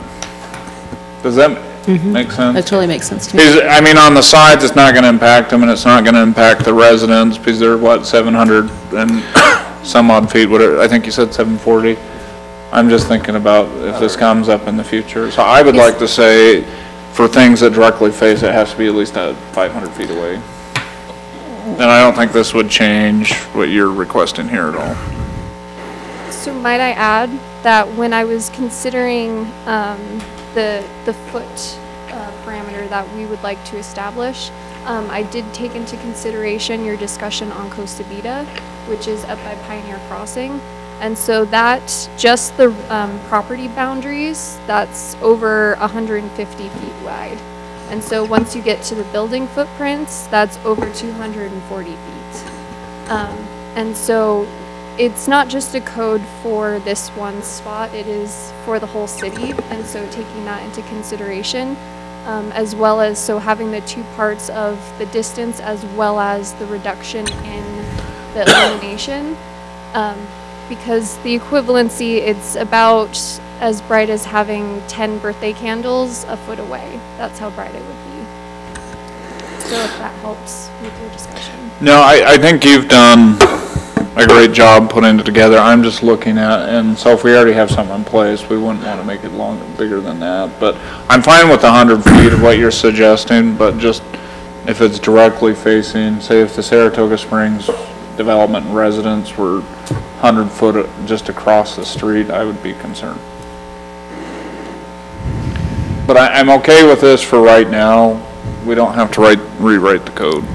Now, the one thing to consider too is that, obviously Maverick is a kind of an isolated commercial parcel down that part of Redwood Road. We brought up, if you recall at the meeting last fall, it was brought up with Costa Vida.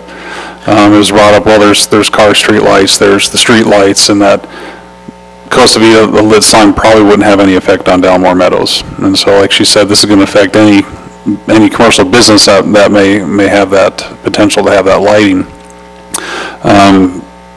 Also understand that most of these businesses as well are going to shut down at night too, which requires them to turn the lights off anyway, or cut them down. Maverick, obviously, they're going to be a 24/7. I believe they're open 24/7. I don't know if this one is the same as all the others. I don't know if people are misunderstanding me. Like, I'm fine with the way it is for this, and what I'm proposing is, like, I wouldn't impact it because you're 750 feet away. So you're asking us to bring it back and revisit it? No, I'm fine approving it, but. Yeah, approving to move this project forward. I would rather, approve it with the distance today versus than doing it later. So if it's 150, if it's 175, 200, if you could just remind me what those numbers were for Costa Vida, because the Costa Vida sign has not been an issue. We have not had complaints, at least I haven't heard anything. And when I've driven by, to the point you made, the street lights, the cars coming out far exceed anything that Costa Vida, but you can still see it. Well, it still accomplishes its goal of recognizing that there's a business there without impacting the residents. What were the distances again? So from the property line from Costa Vida to the nearest residential building, which is right across the street, that's 152 feet. Have you seen the Costa Vida sign lit up? And that's from, no. Okay, and that's from the it shouldn't property be. line, that's not from the sign. Correct. And this is written from the sign or from the property line? How you have it written here? So I have it from the property line. So maybe. So it actually says the illuminated sign shall be a minimum of 100 feet from the nearest, so you might want to just adjust So that. the sign's even further. So we're at what's from the sign? You had that number too, I think. So from building to building, including the offset, that's 236 feet. Stephen, it's 236 feet from the actual building where the sign is to the other building. So it's 236. To your point, I don't think you want to have us do something that puts them out of compliance, but maybe the 100 was too tight. So maybe it's 200 feet, but 500 it would put it out of compliance. I get it. I guess what I'm saying is what you're writing, and I'm clearly communicating poorly because no one in this room is understanding what I'm saying. I'm fine with item 2, the nearest footprint. At 100 feet, leaving that, but then having another, if the sign directly is facing a house on the front, that's all I'm talking about right there. So not perpendicular, so in the case of Maverick. Me staring at that's the sign. That's the only direction I'm talking about. You're caring about the perpendicular sight line. Yes. So if I could, just along that same note, we've got other stores and we've got other instances where this, like for example, Redwood Road is about that perfect buffer, right? Because it's going to create that. But like Pony may not be wide enough to give that far of a buffer. if, say, it was on the corner of Pony or something like that. So about the 100, if you're okay with the 100-foot language, and then if there's a problem with the perpendicular in the future, we could address that in the future, and I think that's what you're saying. Yeah, so I apologize to everyone, apparently I can't. I'm fine with it, I would just ask, I'm fine approving it, I would just ask that we look at that and come for a proposal, the exact perpendicular view of a footage that might make sense. I'm just thinking 100 foot is not that far, and if there was a sign staring into my house 100 feet away, that perpendicular view, that's where I'd be concerned with. Fine with what you're proposing here, so, sorry, I didn't mean to hold it up. So I had a question on the 50% language. Is our current code stipulate a maximum of 2 candle foot? So it says 2 candle foot. Is the maximum right now as it is? Yes. Okay, I wanted to know since there was the 50%. Okay. And then this doesn't then negate, for example, the fact on, and maybe I'm mistaken, but because of the Chevron sign specifically, we changed it so that those digital numbers, if they do that kind of thing, can only be red and green, and the white coloring can't be used? If I remember correctly, is that still the case? Because the Chevron's ridiculous. I'd have to look, see if I can look up something here. And I don't know if you're even planning on that. I think you guys just have a internally lit sign, not digital. We do the digital reader board pricing, but our standard is the red and green. Okay. Okay. So just if we can make sure that that's still the case, that that's not being negated. Yeah, I didn't change any of the other signs. This is just a minor amendment for specifically the illumination. Okay. I didn't change anything relating to time of day when signage can be illuminated or colored. Okay. Yeah, Perfect. Councilman Barch, yeah, does the code does just say for digital copy signs shall use red or green.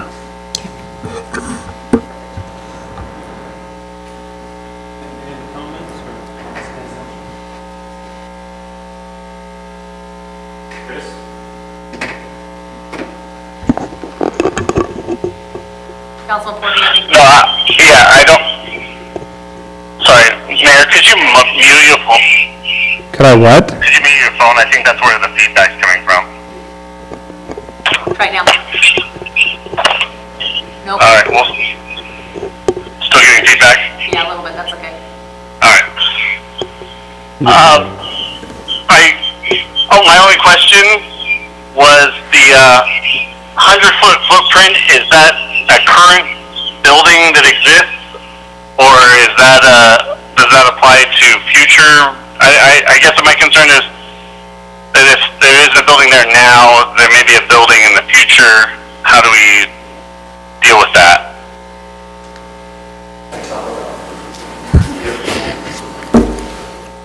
Basically talk about as a sign. That was my only question. Yeah, and when the house gets built, they have to make sure they build that house 100 feet away. So. Well, you could just say property line to address that, but The that's a good residential point, property line? because you might have residentially zoned property without a building, so, good point. Okay. So we just change it to nearest residential building property line? Or residential Just property? residential property line. Yeah. Residentially zoned property line. So I'm okay with the 100 feet. I just wonder why we don't do 200, since the only other real infringement is Costa Vida, and it's at 230 or something. I just don't know why we're going, when we're making this, we're going so tight so quickly. So just my recommendation would be, let's at least just do 200. And then if somebody, for some reason down the road, comes in and says this isn't working, and we can evaluate it, but I just hate to take it from not allowing it all the way just to 100 feet, when we have that, we're capable of doing it at 200 feet, and still keep Costa Vida within the code. If we do 200, I don't think you need to bring anything back just for me, so. That would accomplish that, Yeah. both. So that would be, I don't know where the rest of the council is with that. I'm okay with that. I'm fine with that. I'm good with that too. I'll entertain a motion. If I may, sorry, Dan Pascal with Maverick.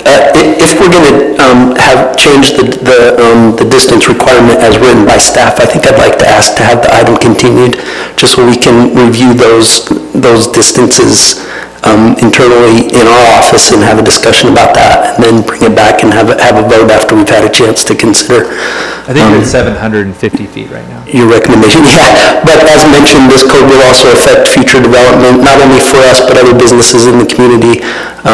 We have property at Pony Express that we're looking at developing, and so it will not just affect this project. It will affect another one of ours, and again, other potential commercial projects in the community as well. I can do that. So, and that's what I was kind of referring to earlier. At the 100 feet, Redwood Road is wide enough, and I think the widening of Pony would be wide enough, depending on where it's at. I mean, you're 120 feet to probably about where the trail now is across Redwood Road from Pony to the promenade, where the promenade's going to be. So at that 150, I think we'll be in that area. I think he's right. 200 will probably, trigger that signage on Redwood Road and Pony Express not working. How? Because the promenade can just make sure that they have their structure. But like the back of the property line would put their, so like, for example, let's say they build the Pony Express site and they put a sign out there, and then the promenade comes later, and the back of their property line is residential, that would be probably less than the 200 feet. The 200 feet is from building to building, isn't that correct? 230. You just change it to residential property line, which would then trigger them being out of compliance when What a was the housing residential project comes property in. line again? From the property line of Costa Vida to the property line across, what was that one? So it's basically the width of Redwood Road, which is 152. So I'd be okay with 150 feet. So if there's concerns, would the council be okay if we approve it so their project that's going can move forward? Because obviously, no matter what you do, the 750 works. But they could immediately, though, put their application in for the other one, and they'd only have to have 100 feet. As soon as we pass this, then they could put in their application for the Pony Express one, and they only have to have 100 not feet. approve that, just approve that project. Yeah, but this is changing the zone in our city. We're changing the whole code here. We're not just changing it for one person. So as soon as we do this, any other development in the city can come in at 100 feet tomorrow. Just a point of reference up here on the screen, this will be this has been the working plan for Pony, the Maverick Pony. Their plan does show a monument sign, for instance, right here. And so, and depending on how they face it, obviously, but, as far as, I get this to work here. Yeah. So distance to the south and to the right-of-way, that's 154. Distance to where Oakwood built, that's 169, 170 to the edge of the property. I'm okay with 150. And if you still need us to table it with 158, that's fine, I can do that too. Okay, I think I'd like to, ask the council to do that if you're going to go to the 150. One thing to point out, they could move forward with the Ring Road sign under the pending ordinance doctrine, because we know they're going to meet that regardless, right? So Because they're far exceeding the 7, yeah. So they can move forward with that while you're finalizing the ordinance, if you want to table it. I'd like that approach, because I don't want to hold up this one item over 50 feet. Well, they've already met all the requirements here, so yeah. Yeah. Okay, perfect. Okay, I'll entertain a motion to table it, I guess. I move to table the Code Amendment Title 19 Signs Ordinance 18-22 dated today, so that the applicant can review with their organization the 150-foot requirement. Okay, I have a first from Councilman McComber. Second. A second, Councilman Podeska. Any further discussion on the motion? Do we need to mention that they can move forward under pending ordinance, or is it just a given? They actually have that right. Okay. No, you're fine not mentioning that. Okay. But I am supportive of that. Even though we don't have to mention it, I mention it. So. Perfect. Roll call. Councilman Podeska. Aye. Wilden. Aye. McComber. Aye. Barch. Aye. Porter. Aye. Motion passes unanimously. Thank you. Thank you. Okay, really quick, item 5, fee schedule update, emergency medical services, then we'll come back to item 4.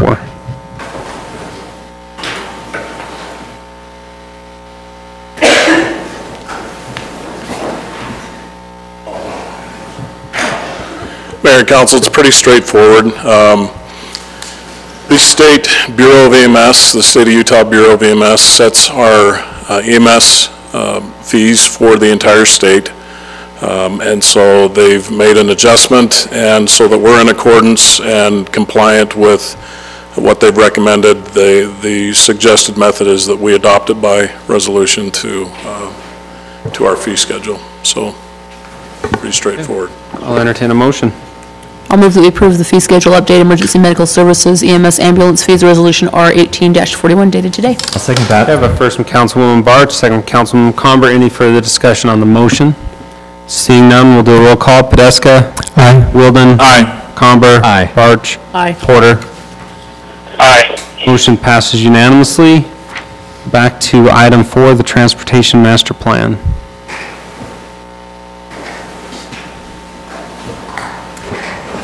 Dan McCray, staff engineer, City of Saratoga Springs. So the Transportation Master Plan is a guide to provide capacity in the city's transportation corridors and to provide accommodations for the future growth of the city. The Transportation Master Plan was adopted in 2012. It was amended in 2013 and in 2016. It's often amended with the growth that we're experiencing. In 2016, with the amendment, a piece that was being worked on at the time was the Foothill Boulevard alignment and study by MAG, Mountain Land Association of Governments. This amendment today provides the results from that study as well as several other items. And Horrocks has worked on this document, and they're here to answer any questions you might have. Okay. Questions from the council?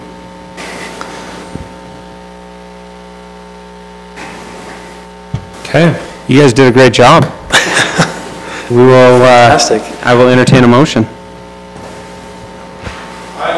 We'll turn on the microphone and move that we approve the Transportation Master Plan Update Ordinance 1823 dated today.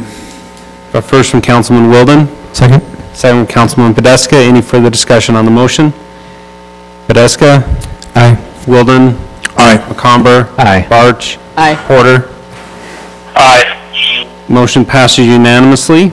I just want to point out, this didn't really apply, but I love this, the 10-year percent change in our housing unit was 1,456%, sorry. Just a little bit. Just a little bit.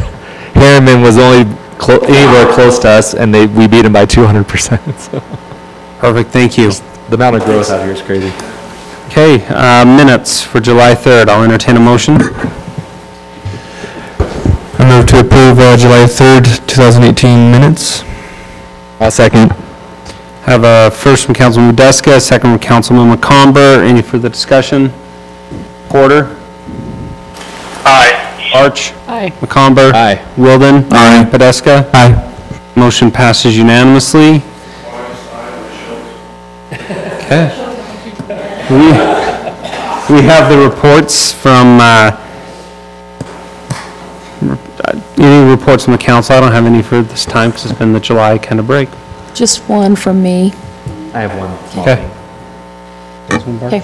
I met with some, as part of the Utah Lake Commission, part of some of the landowners over in the vineyard area, and they're talking about the trail systems over there, and one of the things that they mentioned was that they used to graze cattle down in that area, and it used to keep the Phragmites down. And I think it's kind of interesting because if you look at where our North Marina is going to be, the property that we're going to acquire after the annexation, it's actually nice pasture land still because they're grazing cattle on it. So that might be something we want to look at as we acquire that before we're ready to actually do anything with it. And even perhaps later when we're still using it, making some kind of a lease agreement with the rancher or something that he can come in and still continue to graze that, because it the keeps cattle all love the Phragmites. When they're little, as long as they're little. They right? love them, though. Yeah. They do. So they keep them all down. I've heard that, really too. quite well, actually. So something we might want to just kind of watch. Sheep, like lamb, like the goats do too. Goats eat everything. Yeah, Yeah. but they work as well. My one thing is I brought this to staff's attention in the past, and I was hoping that Chris Hull was going to be here. I'm still very concerned about all of the dead trees in legacy farms, and that was my other thing is to making sure that they have a more mature system with when they bring the trees in, because they have requirements, and I do not believe that they are hitting their requirements in legacy farms, and they're losing years of growth. I mean, I did count the other day, it was close to 120 dead trees. Yeah, and even some of their internal ones where they have like little farms, looks like almost like it's supposed to be an orchard, the entire orchard is dead. So if we could follow up with that and get back to me on what their resolution is, because one of the best ways to break up their ugly backs of the houses and how it's so uniform and not diverse like it was supposed to is to have trees. The trees would block it, and we're not getting that. We're not getting any growth.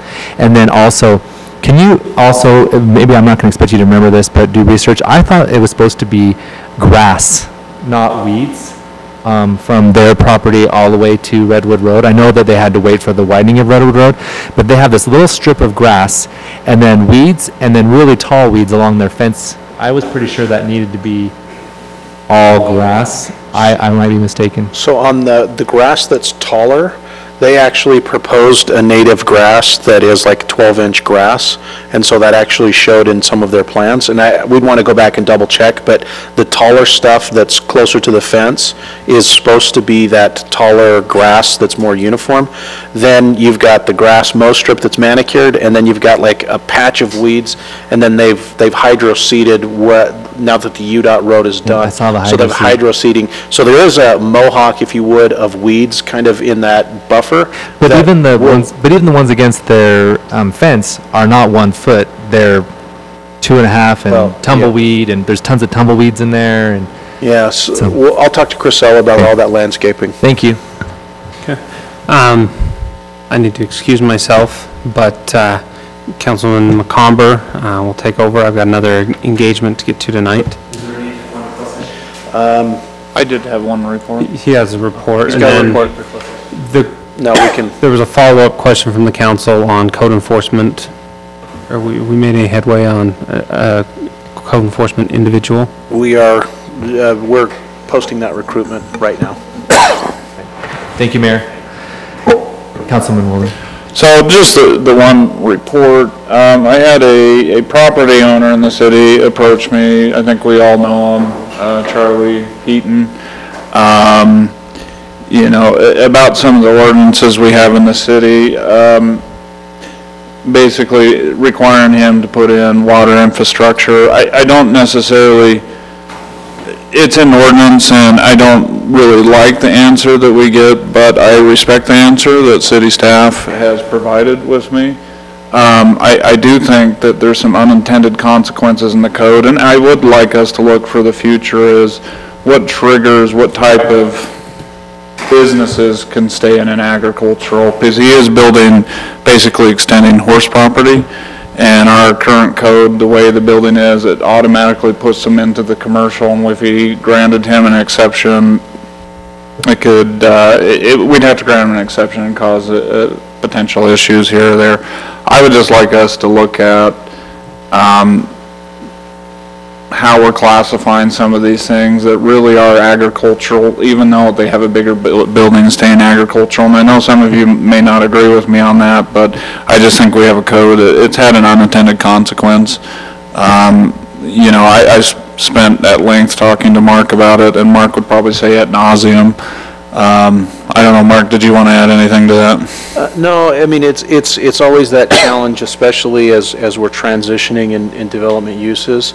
You know, this one is a little bit more unique, but it's certainly something that, you know, we certainly hear you, and that's something that we can certainly talk with you as a council about. And, you know, maybe there's some creative solutions we can come up with in the future. Yeah, I mean, for me, it is what it is at this point for him. I mean, that's how the code is written, and granting exceptions can create a domino effect. I mean, I need to be consistent with my stances. I mentioned that on the road and the, what was it, the trail? You know, if we're granting different widths. And again, I don't necessarily like the answer, but I appreciate it and I accept what staff's given me. But I would ask that we look at that type of zoning in the future. Thanks. Not zoning, but what would trigger going from ag to commercial? Well, for me, I just think that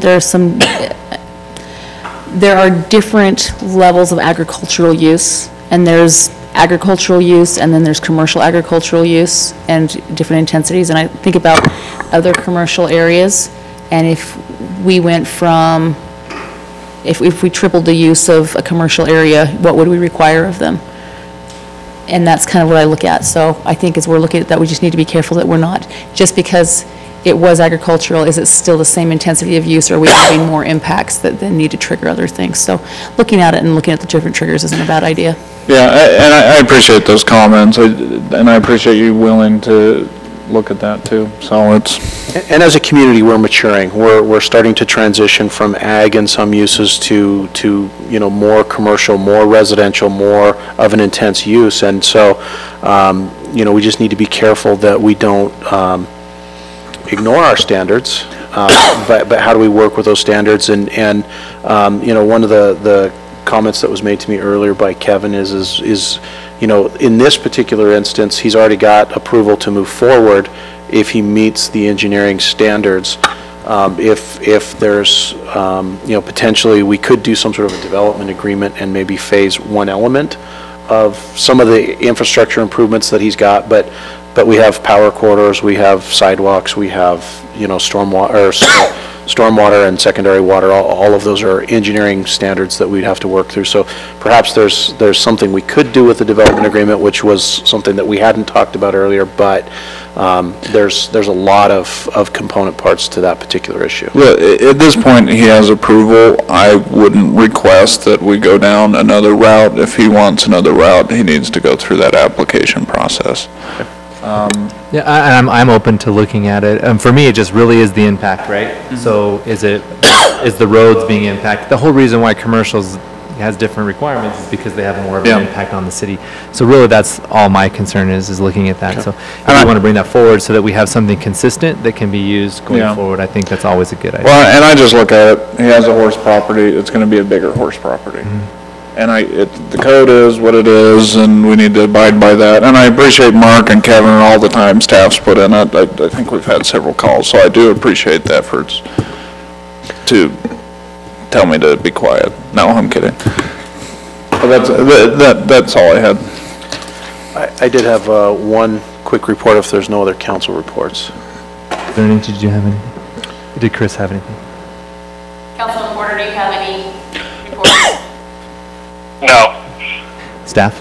Last night, a couple of staff members and a consultant had the opportunity to meet with some residents regarding the Lakeside Trail that is basically going to be going along the shoreline in SSD. We did not come to any resolution, but we did, you know, in a couple of hours from about 6:30 to almost 10 o'clock, we met with the residents. As a group, we talked through issues. We kind of, you know, discussed many challenging issues with that. Again, we're hoping to try and find some good resolution on that. I thought it was very productive. We appreciate all the feedback we received from the residents. One of our next steps is going to be we're going to go down there with some of the state staff, with the consulting staff, and we're going to actually go out and stake and put some stakes in the ground so people can kind of visualize what's the height of the trail. You know, what is the you know, people are concerned that the trail is going to be going along their back of their homes, and people will have access and have view into their backyards and other things. And so we're going to go out there and try and give some visual markers for that, working very closely with Laura Alt and the Lake, you know, kind of Department of Forestry, Fire, and State Lands. And so we appreciate the feedback we've gotten, and we're going to continue to work on trying to find some good solutions on that. And I'm happy to go into it in more detail. I was going to say, I appreciate trying to facilitate a state to private issue and to be there to kind of help bring some sanity to the process. We also have the developer there as well. And I appreciate that too, because obviously the city really, it's a private HOA, private residence, state and county, really the city isn't majorly involved. I appreciate you going down there. I did get some reports back, just for transparency. I live right at the mouth of this cul-de-sac and have been bombarded on a regular basis on what's happening here. There's a lot of emotion, and I appreciate, Mark, I know that you have a great way of just staying calm and not allowing people to get under your skin. From what I heard, people were quite brutal to you, and I apologize on behalf of the neighborhood. I do want to point out that the majority of the people in the area are very excited for the trail. The people who live right on the trail are not, but I want you to make it very clear that it is my intention as just one voting member here that trail needs to happen, and whatever we can do to help make that happen, and do everything we can to mitigate the impact on those residents within reason. I'm not going to build fences for them. I'm not going to put security or whatever, what they were saying, because ultimately the state has the right. It's pretty clear. I remember when I actually closed on my house, there was stuff in my packet that talked about that trail. And so I just want to make sure, and I appreciate you staying until 10, but at the same time, I also, where we are playing as an arbitrator, or, let's not, your time is very valuable, and I'm just going to say that because I think that it really was done at 8:30 from what I understand, maybe 8, and then it just kept going and people kept repeating and repeating.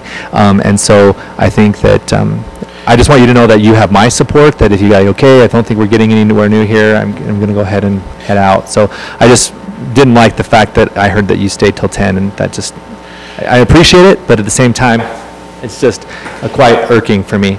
Well, and I mean, we're dealing with a lot of emotions, and it's important that people get heard, and we understand that. Yeah, and I will say, I forgot to mention that Representative Moss was also there and had some, I know that there was a lot of people chatting with him about it. So it's a tough situation. Happy to answer any other questions. I am grateful. It was, it's always difficult working through these types of issues. But anyway, if you have any other questions, let me know. I appreciate your efforts there. Thank you. Anything else? You have something else? I apologize. By the way, I heard Mark was really done at 7. He just told his wife it was 10. That's not what I was going to add. Mark, I sent you a communication about this. The trail or the service road or whatever we want to call it behind Siegel Lily and Harvest Hills Park. I know that I appreciate we sent out an inspector right away. And according to the resident, I haven't heard back from you guys that there may need to be some work done with the DAI property. You don't have to speak to it now, but if you wouldn't just mind making sure we keep that homeowner, and I'd appreciate it if I'm in the loop as well, the concerns around the water drainage off the steep incline. And then the other thing, microphones.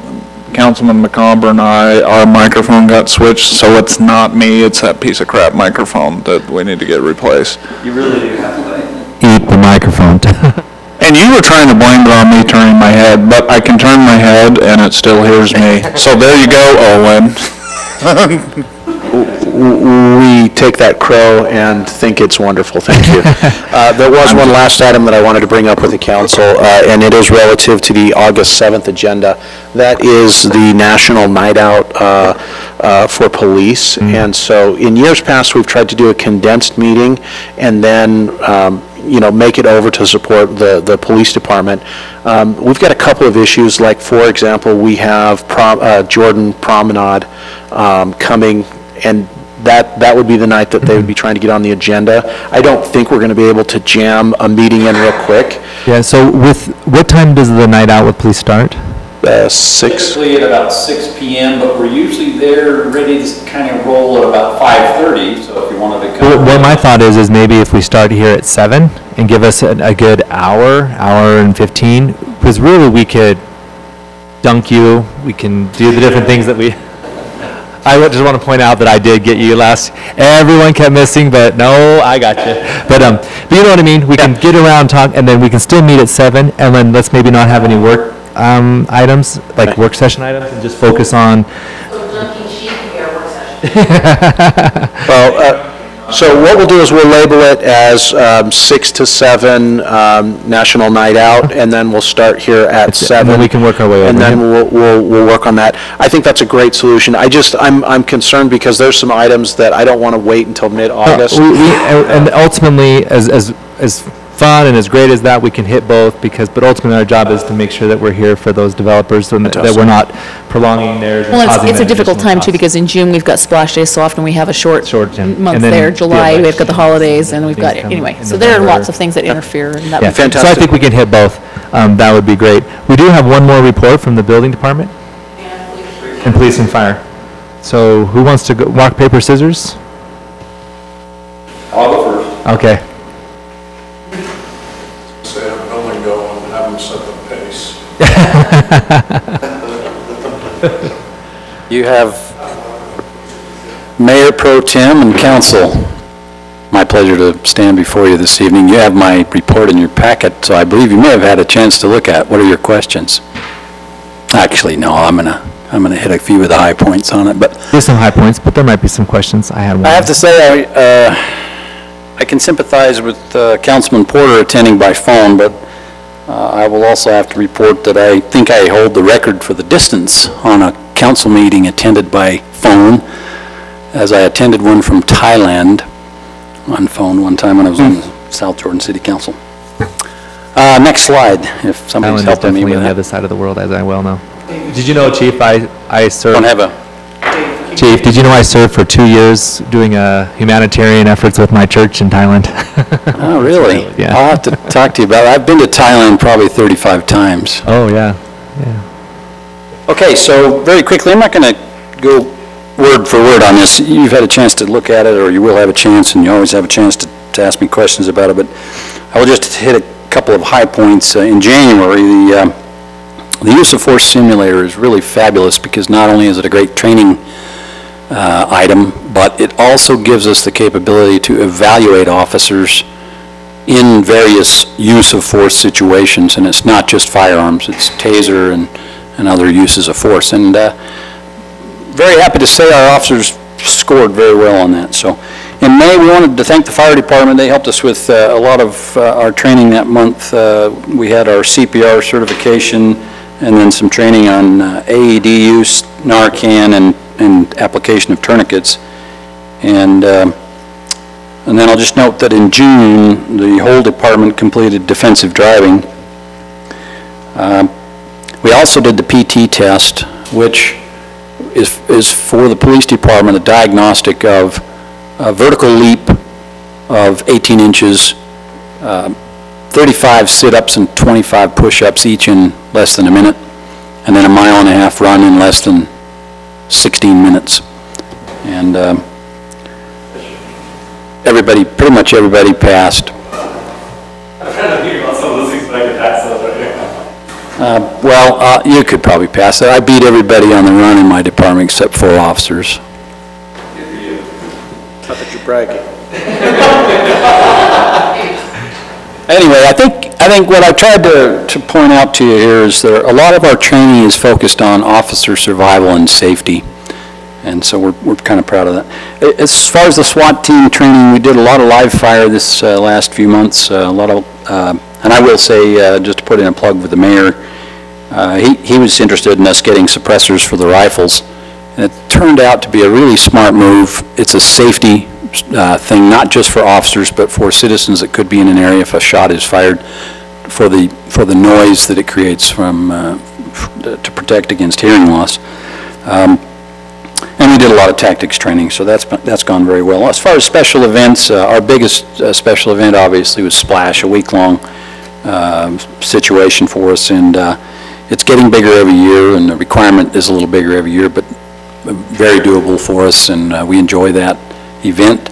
And we learn lessons every year about what we can do better next year. So, as far as upcoming events, we've mentioned the National Night Out, and we've got the Fall Festival, which is also a growing event every year. So, and we've got a few others listed there. I can answer questions if you have any on that. Let's go to the next slide. Now, this is a busy slide, and you've seen some of these charts before, and I won't typically give you these every quarterly report, but maybe twice a year. once at the retreat and then maybe once in the 6-month time frame. The 2018 numbers are projected based on the numbers so far. The trend. Yeah. And the only one that I really see is and key is on the lower right, you'll see I have it in red, is we've had a steep increase in the number of arrests. And what areas? What's that? In what areas? This seems like a really big increase, like. Not. Like what kind? Not in any particular area, with the exception of some increase in domestic violence arrests and some increase in just a lot of other, the other arrests, yeah. And you can see, well, I'll show you on the next slide a little bit more about the types of things that we're seeing an increase in, but. So real quick, I want to just point out on that chart, I appreciate. Go back to the other one for a second. I appreciate the reduction in the response time.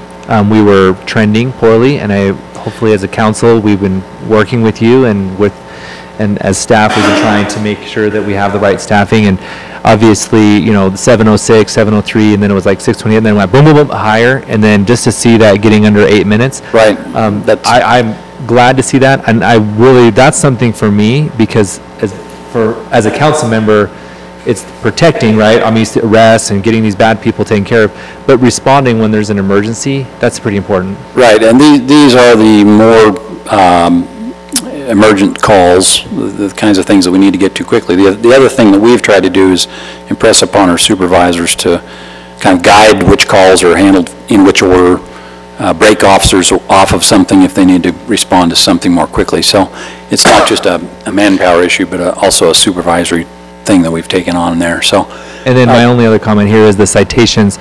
I see that is decreasing, but with our population and with our, I mean, I'd love to see that it's going down, but at the same time, I would like to see that staying, you know, maybe with at least a 5, with our growth of our city and different things, because obviously that keeps the city safe, because it keeps people from driving recklessly or running red lights and doing things like that. So. Right. Well, the indicator in the lower right that's red, the only one in the chart that's red, an arrest takes us a lot more time. Typically, a call might take us half an hour to an hour, but if we have an arrest, it's going to be at least 3 hours. We have a long trip to the jail in Spanish Fork. So that takes you away from the citation. I've actually asked both sheriff candidates that were running for sheriff in Utah County about getting a booking facility in the north end of the county so we wouldn't have to drive so far. Majority of the population lives, correct? Yeah, well, and they both said that they were looking at trying to do that. And if that happens, then we'll reduce the time that we spend, but we end up spending a great deal of time on an arrest case. And so the other trend that we're seeing is that officer-initiated cases drawn are down.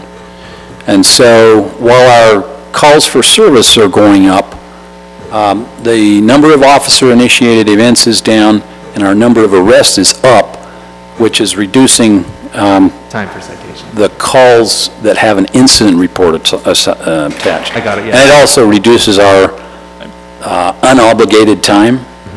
And that's important because we want unobligated time to be able to patrol neighborhoods and do selective traffic enforcement. So we're a little bit hampered in that regard.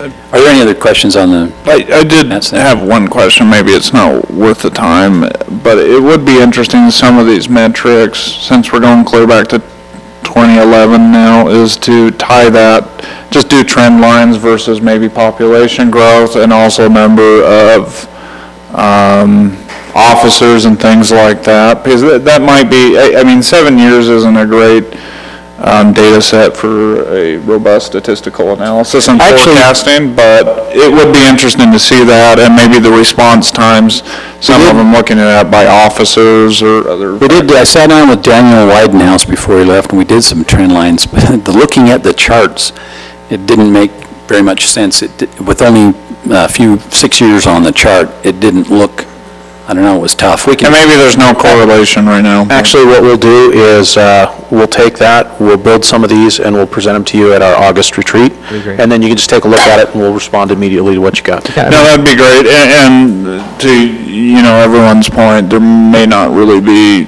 a viable correlation at all, but if there was, it could help predict growth over time. Yeah, we're probably 3-4 years. I mean, my prediction is because trends typically 10 years of data.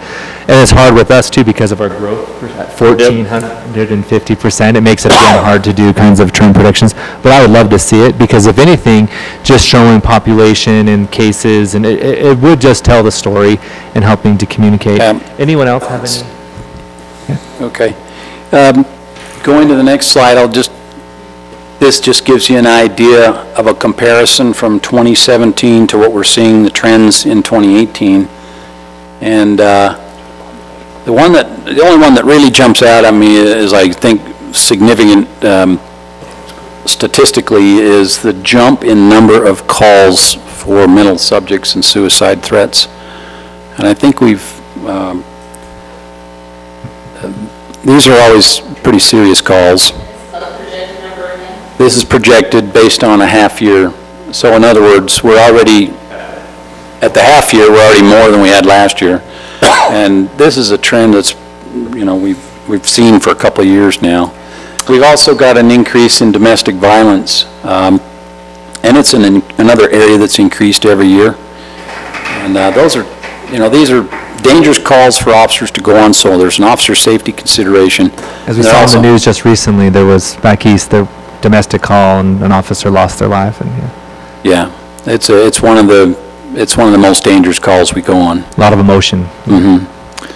And so we're looking at this pretty closely. And anyway, do you have any questions about any of the other trends you see here? It's pretty. I don't really consider it too statistically significant unless it's about 20% or more. So David, I would like to maybe see communities that care around the mental health, and I know they do a lot with the drugs and things, but I also think that part of their charter is around mental health and doing some better studies and research, and maybe so the next time you go to one of those board meetings, I believe you still represent us on that, is that correct? Yeah, Communities that care. Yeah. And so I think that's an area that we're not dealing with our mental health in our communities as well as we have in the past. I think whether it's political correctness gone amok or whatever, but we really need to at least know what we're dealing with. I think obviously there's some correlation with data from the police department into this, but I think that there's some awareness that can be done. We have a great domestic abuse counseling program that we have so that we can, because sometimes the mental health and suicide watch are tied with domestic violence, but sometimes, yeah. And so there is some correlation, but even seeing the 18% jump there, I just making sure that we continue to support our residents, not just from that police perspective, but being proactive in ways that we can have whether it's an open forum, we can have people come and talk about, we can have an expert come in, we can advertise that, and people can come into the city council and we can talk about suicide prevention. We have great resources with Camp Williams. Camp Williams has amazing counselors that have been trained extensively and that would volunteer their hours to come in. We actually had them in a church group that I'm part of. I think it's all funny when I try and be cryptic, but they came in with all the adults, and we had about 45 adults there, and it was absolutely fantastic. I would like to potentially see something that we can do from a PR perspective. 240% is just too much, and I think that we need to address that as a council, and I think we can do it through whether it's just an open house type forum where we can have an expert come in and talk about resources that are available, phone numbers that are available. I know that you probably have things, if not a card that you can hand people. Our victim services folks have put together a fair number of items for the officers to have on hand. Yeah. Great. And so those are the types of things, but then having those here and then also having people being able to ask some of those tough questions and have trained professionals who know how to teach a course like that, because it is very sensitive. And we have had, we'll let you know that we have conducted some training for our officers on. That's great. We've had experts come in to try and help them better understand how to deal with suicidal persons and also for the domestic violence So this is actually taking to the people and having in a way, a force of people out there who can recognize mental suicide risk, and that can elevate that and identify that and call and get support for a loved one or someone in the neighborhood that they know that is showing certain indicators. Right. Because that just scares me dramatically when I saw it, 240%. Yeah. That's just, I mean, and it's, yeah. I mean, the percentage is high. Keep in mind, 186, so we're looking at 3 a week or so of these kinds of calls, and not every one of those ends up being a suicide, obviously. Of course not. But even if we could do something, and even if all of those efforts that I'm talking about saves one life, to me, it's worth the small investment. Now, again, I'm just one, but honestly, I believe that through these efforts, we could probably save dozens of people's lives. Being able to be proactive and identify things. I've been touched by suicide in my family, and we didn't know. And I think if people are aware, it can make a big difference. So, right. Thanks. Any other questions on this I slide? know we had our, one of our victims advocates moved on. Have we replaced? We're working with HR right now and getting a job announcement out.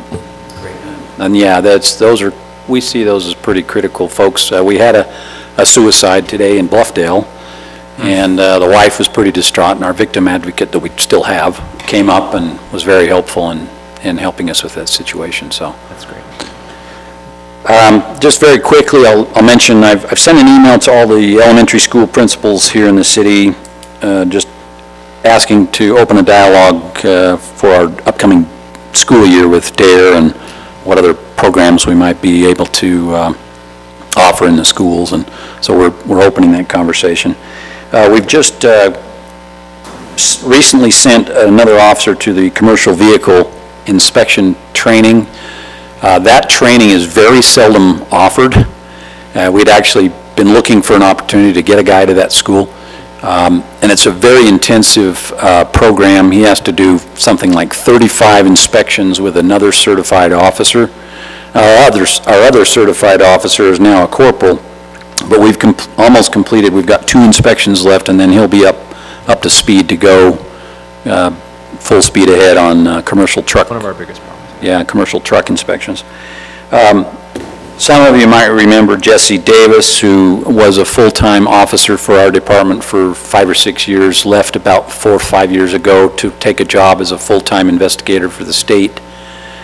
He's coming back full-time and is going to be our high school officer at the Westlake High School. So we're pretty excited about that. And then just to mention that our body cameras did come in. We appreciated your support as a council on helping us get those. They are in, and we have the technicians from the company coming in starting the 30th of July for a week. The officers have to go through some online training before that time, and we should have those back up, ready to go first week of August or so. That's great. Yeah. Any questions? A lot of good things happening in the police department. We've got a lot of great folks. I got a lot of new people that are really outstanding. Haven't been able to conveniently get them in here to introduce them to you, but we'll try and get a few of them into. Because we have a 51% increase in arrests. Sorry, I get that you're busy. Yeah. So as much as we love to meet them, they're doing what they should be doing, so thank you so much. A lot of good things happening. Thank you. Just back to the nerdy stuff real quick on the trending, whoever works on that. I'd be interested to see it tied to residential units, not just population, and also growth in types of residential buildings. So you're making it easy. Yeah. Nah, you work with Mark and staff. A little cryptic, but I think there's different ways to look at it. Yeah. All right, we'll try to get the trend stuff for you on the retreat. That'd be great. Thank you. Okay. I'm a nerd. All right. Have we decided who's going next? Okay. Fire. EMS. Take the best for now. He's looking very comfortable over there. And I'm really interested in what these guys do all day long. That's funny. Interested in what we do.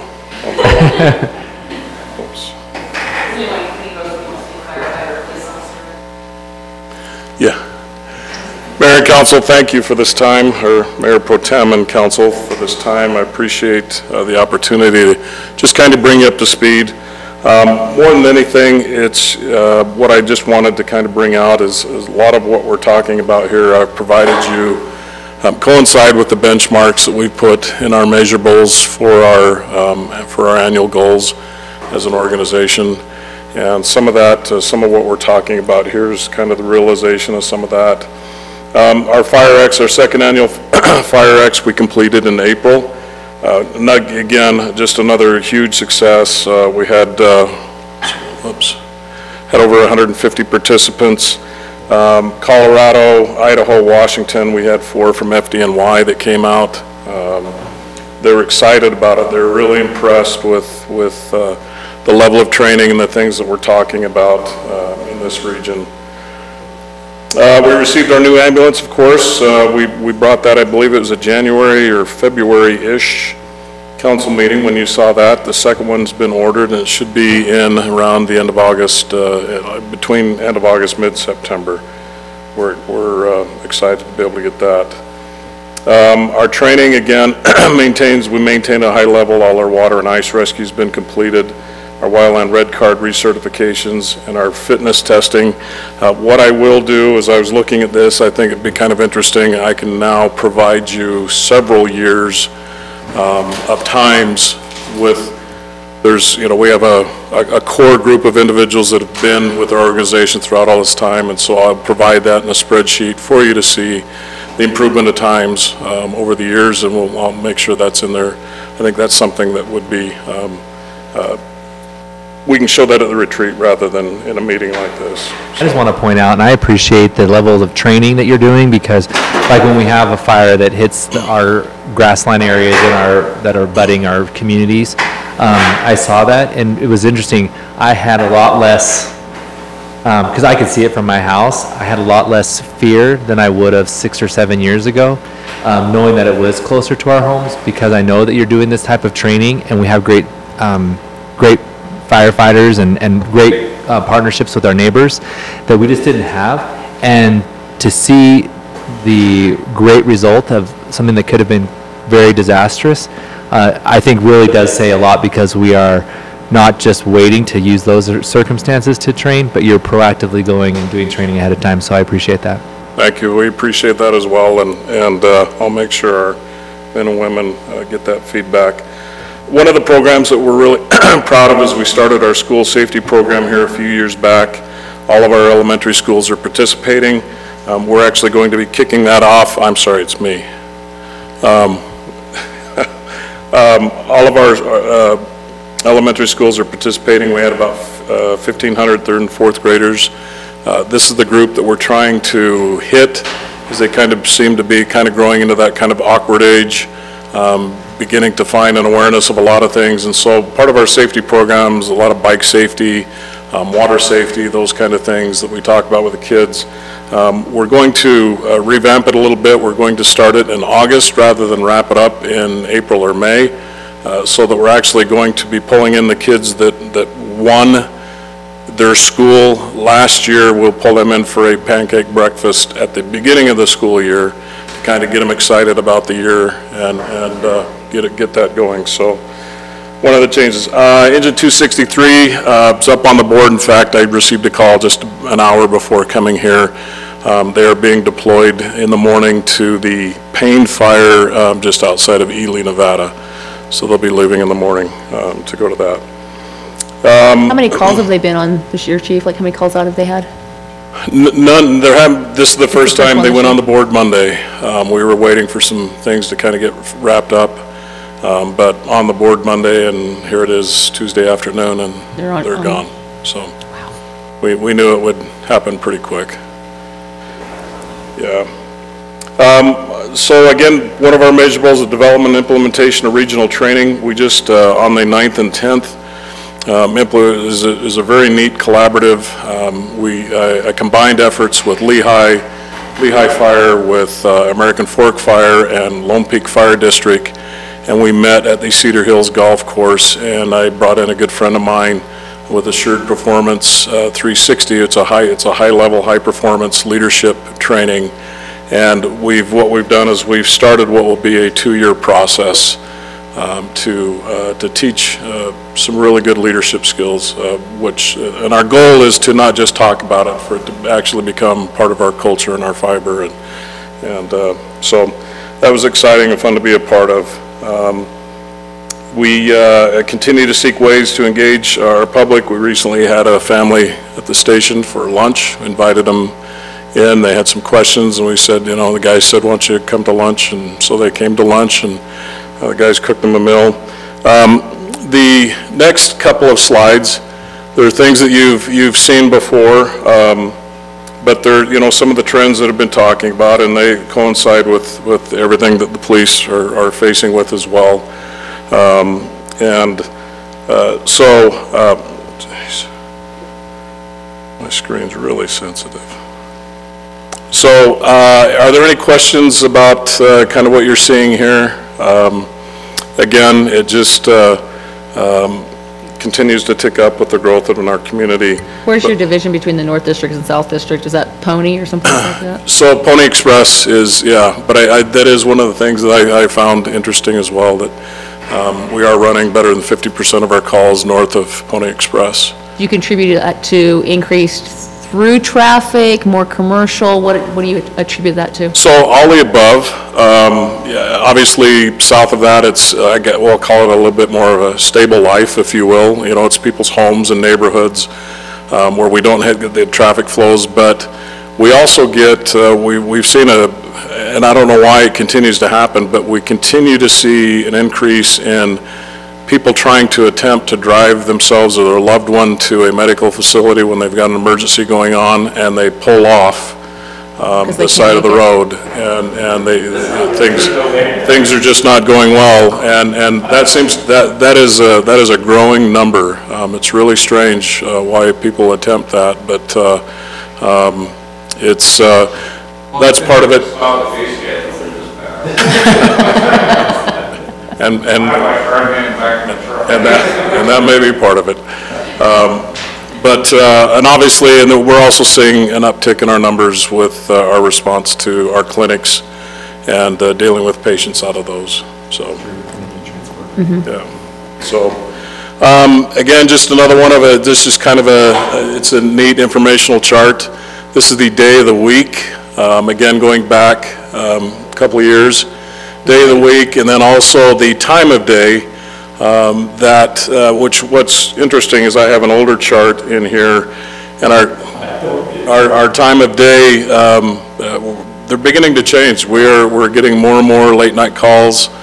The stresses of life. What's interesting with that is you look at Sunday. You would think Sunday would be but it is a proven fact. People's worrying about going back to starting a new work week, going back to work. There's an increased stress level, and we have an increased number in cardiovascular incidents. So, sometimes when you slow down too, that you lose that adrenaline or heart and all that. Yeah, well, and generally, you know, after dinner you start worrying, oh, it's back to work and all of those things. So. Yeah, so that's some interesting information there. Any questions, anything you'd like to speak of specifically there? Again, our new ambulance being delivered, our 2 more part-time firefighters coming on in January. Thank you for that mid-year adjustment. One of the things that I put this in here, I know Mark likes to see this when we start talking about these big ticket items. But our reality is our engine 261 that Councilwoman Bartsch, you remember going back, and it just seems like yesterday. Here it is. It's now 6 years old, has 78,000 miles, and when they hit 100,000 miles, their resale value plummets dramatically. Up there is something that we need to maybe begin talking about, thinking about. It's still in good shape. It operates well. In fact, we recently replaced our first Detroit, and that's the manufacturer of our engine, the motor in the engine. We replaced our first Detroit part at about 75,000 miles. So that was a very good thing, yeah. And then our ladder truck, again, we need to have that discussion probably sooner than later because it's a 360-day build on something like that. So ordered, you're not going to see it for another year. So that's it. I assume, Mark, we've got our fleet replacement that we've been working on and saving up for to some extent, and those kinds of things. Absolutely. We have not been, I mean, we have been building it up, and so it is building up. But let's not forget, we've replaced $500,000 worth of ambulances in the last 2 years. So, I mean, we've been using it as well, and so, you know, there's obviously costs. You know, the reality, though, is chief's items are big-ticket items, and you know, it's, they have really nice toys. So, but it's certainly something that we're looking at, and we're trying to plan for. But if you were to say, hey, can we go out and drop, you know, $1.2 million in vehicles? No. We couldn't do that. And that would be, you know, roughly those two pieces of equipment. But if we could start being more aggressive, maybe with some of the extra funds that we are, you know, when we have, that we start looking at that over the next. So yes, however, those extra funds are right now going towards the police station construction project. But yes, we'll continue to do that, and that's obviously our goal. But, you know, we've got kind of a couple of big ticket items right now that we're working on. Can impact fees go to those type of things, or no? So impact fees can go for fire engines, but they have to be more than, I believe, $750,000.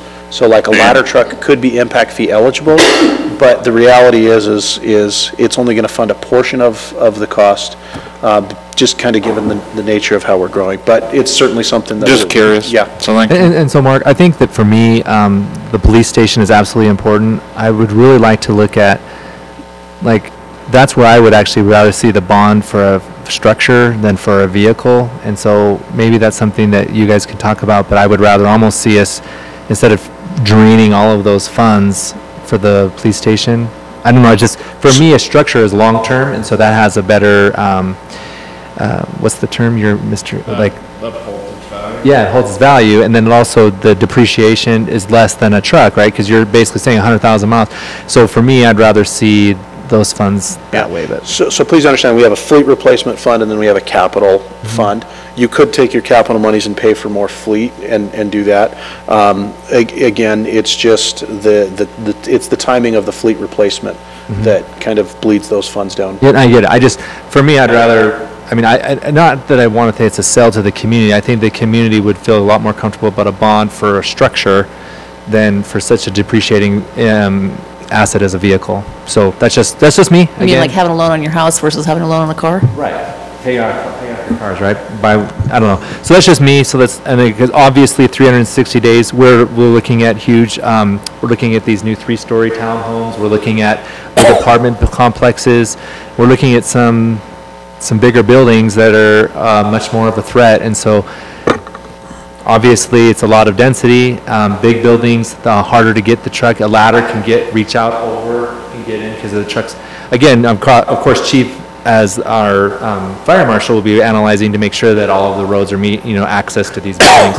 But we're just getting more and more, and there's another buildings that even commercially that we'll be getting as we continue to grow that are going to need this type of.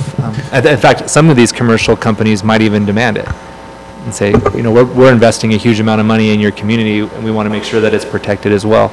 Luckily, most of them will have sprinkler systems too, though. Yeah. But it's still, yeah. May I say Please, something real yes. quick? And this isn't something for this year, but maybe it could be, but looking at budgeting and as additional commercial comes in, seeing separate line items for like these big big ticket items for either fire or the police or whatever it may be, so it's not all intermingled just with the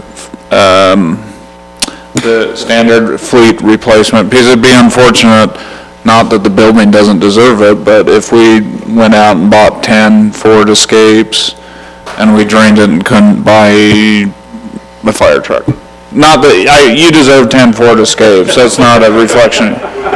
You're not getting them, but you deserve them. But if you go to 120,000 miles in your Ford Escape, it's not the same as a fire truck that breaks down on the side of the road. It's actually the opposite. The police and fire bleeding that thing pretty quickly, and but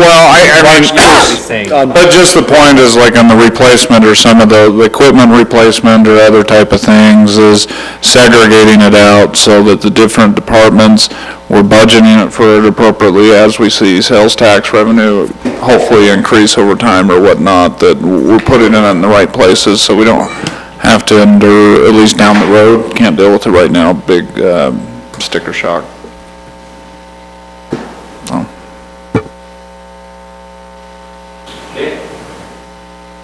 Mayor Pro Tem, Council, thanks for the opportunity to spend a little bit of time with you this evening. Councilman Barch, it's interesting that you commented about me wanting to follow fire and police, because that's what I wanted to do when I grew up. Had the opportunity recently to spend some time with an investigator from both PD and the fire department as they were investigating the house fire in Mallard Bay recently, and after spending a little bit of time with them, I was so impressed with the work that they were doing that I complimented them both and told them both that when I grew up, that's exactly what I want to do. So you're playing right down where I want to be. You'll recognize this chart. You've seen it many times. It continues to evolve, but continues to look pretty much the same. Just the standard chart that's showing the growth and the direction of the trends that we've had over the many years that we've been doing this. On the next slide. Sorry, real quick on this one, I would like, I mean, just for me, like the year, maybe like little boxes along the line, because it's sort of like January, June, you know, it's sort of harder to find. Because it's interesting, the recession, if you really look at the recession, it really wasn't much of a dip. I mean, it was, but on the trend curve, it's not. Yeah. And that says a lot. And then to see it jumping up like it is, but yeah, just maybe like the year. We've got that. I will incorporate it. It was really cluttered as we were trying to put it together, get it to stretch out with the months, but we'll clean that up. Just like on the line itself, just like 2101, 2, 3, 4. It doesn't even have to be the full 2001 because we all know what it means. But yeah, You could just take the months out for this. Yeah, Just do it by year. yeah, maybe no months and just do a year because you're getting enough data now. I don't know, Yeah. just something that we can really sort of determine. Here's when the recession. I can ends. see exactly what your concern is, and we'll polish that up just a little bit. David, you flipping these or on the next one? This is just a record of the permits that we've issued since 2007. You'll see that the trends this year are consistent so far for the first half of this year is where we've been for the last 30 months. If we continue on the trend that we're on so far in 2018, we'll end up at just slightly over where we were in 2016 and 17. We'd come in at like 1,130 permits for this year if the trends continue the same. I just can't believe you couldn't find one more person in 2017 so you could have beat 2016. You did the exact amount. That's crazy. Is it legitimately That was bad incredible. like that? Like, it's crazy that it's the exact amount. That's pretty fun. Yeah, I was wondering if that was it was an Excel interesting. problem. No. On this slide, this is just the number of inspections that the inspectors do per month. And right now, we're averaging 1,828 inspections per month, which, based on the 5 inspectors that we have, that has them averaging 366 inspections per month per inspector, which is considerably higher than where we want to be as far as number of inspections per inspector. The inspectors are still doing a fantastic job. With that, we are making some changes in our department. This morning, we actually offered 2 gals jobs as part-time permit techs to fill both the AM and the PM hour. We extended both those offers this morning, which when they get on board and get trained, it'll allow us to move Thomas, who has been working with Angela as her permit tech. We have brought him on full-time now. He has the title of an inspector, and he's spending half of each day in the field with the inspectors. He just completed his 3rd residential certification by early August. He'll have his 4th residential certification, so he'll be able to step right in and help out with those workloads. And with the 6 inspectors, that'll drop us down to about 305 inspections per month per inspector, which will make that a lot more manageable. Still higher than would be optimal, but the guys are keeping up and are able to do a real good job just based on the density. There's not a lot of travel time between inspections. You get into one subdivision, you walk around all day long and just look at things and write reports. And so it's with that, it's allowing the inspectors to be pretty thorough and complete with the jobs that they're doing. So I just want to add, one, I think that technology is helping us to be more effective, and it's fantastic, but I thought it was interesting. I was watching Saratoga Springs Link, and there was, I don't know if anyone else saw it, there was a post that said, how long does it take when you do a basement permit, how long does it take for them to come and do their inspections? And the way they wrote it, it made it sound like maybe they had a bad experience, but we ended up, if you read through it, they were just curious because they were about ready to do it. And everyone was like, they came like the next day. I put one in on Friday and they were there by Monday. And everyone was really positive, and then the person was like, oh, well, great, because I thought I might have to wait a month. And so it's rare that on a Facebook stream that's positive, but please tell your staff that there was a very positive Facebook stream around your team and all of the efforts that you do to be as timely as you are, even with all that's going on, and it says a lot. Appreciate that, and we'll continue to provide that same service. The last slide is just commercial projects that we have active right now. Since we put this slide together, we've had a couple more commercial projects come in. We've done plan review on. We did the plan review for The Point the end of last week, and earlier this week we got an application in for Red 8 Sushi, that TI, and we completed the review on that. So we continue to see those trends of commercial projects coming in. Incredibly fun, great for the community. Any other questions that you have for us? Do we have prospective dates on openings for some of these, like the Arby's or the ABC or the Red Asian 8, those kinds of things? We don't. ABC's obviously well behind. They're just struggling up there. The date that we have that's kind of surprising everybody is Maverick. We all assumed and had heard that we were going to have a soft opening, maybe as early as this week or next week. They're working on getting their final inspections. They are complete. There were some concerns with one of the owners of Maverick who drove out here within the last 2 weeks and looked at the project, and he was really adamant that he felt it was important that that second access off of Redwood Road was completed before they opened that store up. He didn't want to have the responsibility of somebody coming up over that blind corner, seeing Maverick, hitting the brakes and not being able to make that corner, and then blocking traffic trying to figure out how to get into his store. So they've been working with UDOT and with Geneva on coordination and timing to get that next entrance into their store off of Redwood Road, and they're looking like probably the middle of August, second week of August, they're hoping to be able to have that completed and move in there. To me, that is so commendable and responsible, because long-term, they're getting rid of the hill. I mean, that's what's going to be happening. They're going to cut that down, so that's not a problem.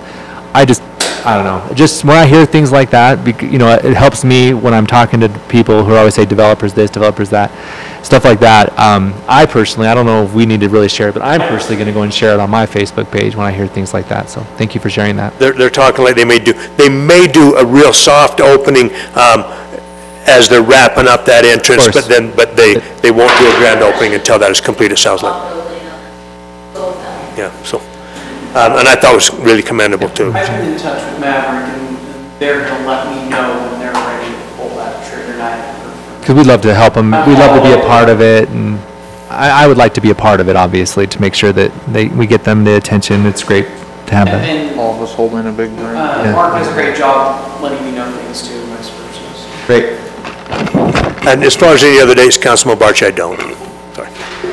Any other questions? Thanks. Thank you. We good? Meeting adjourned.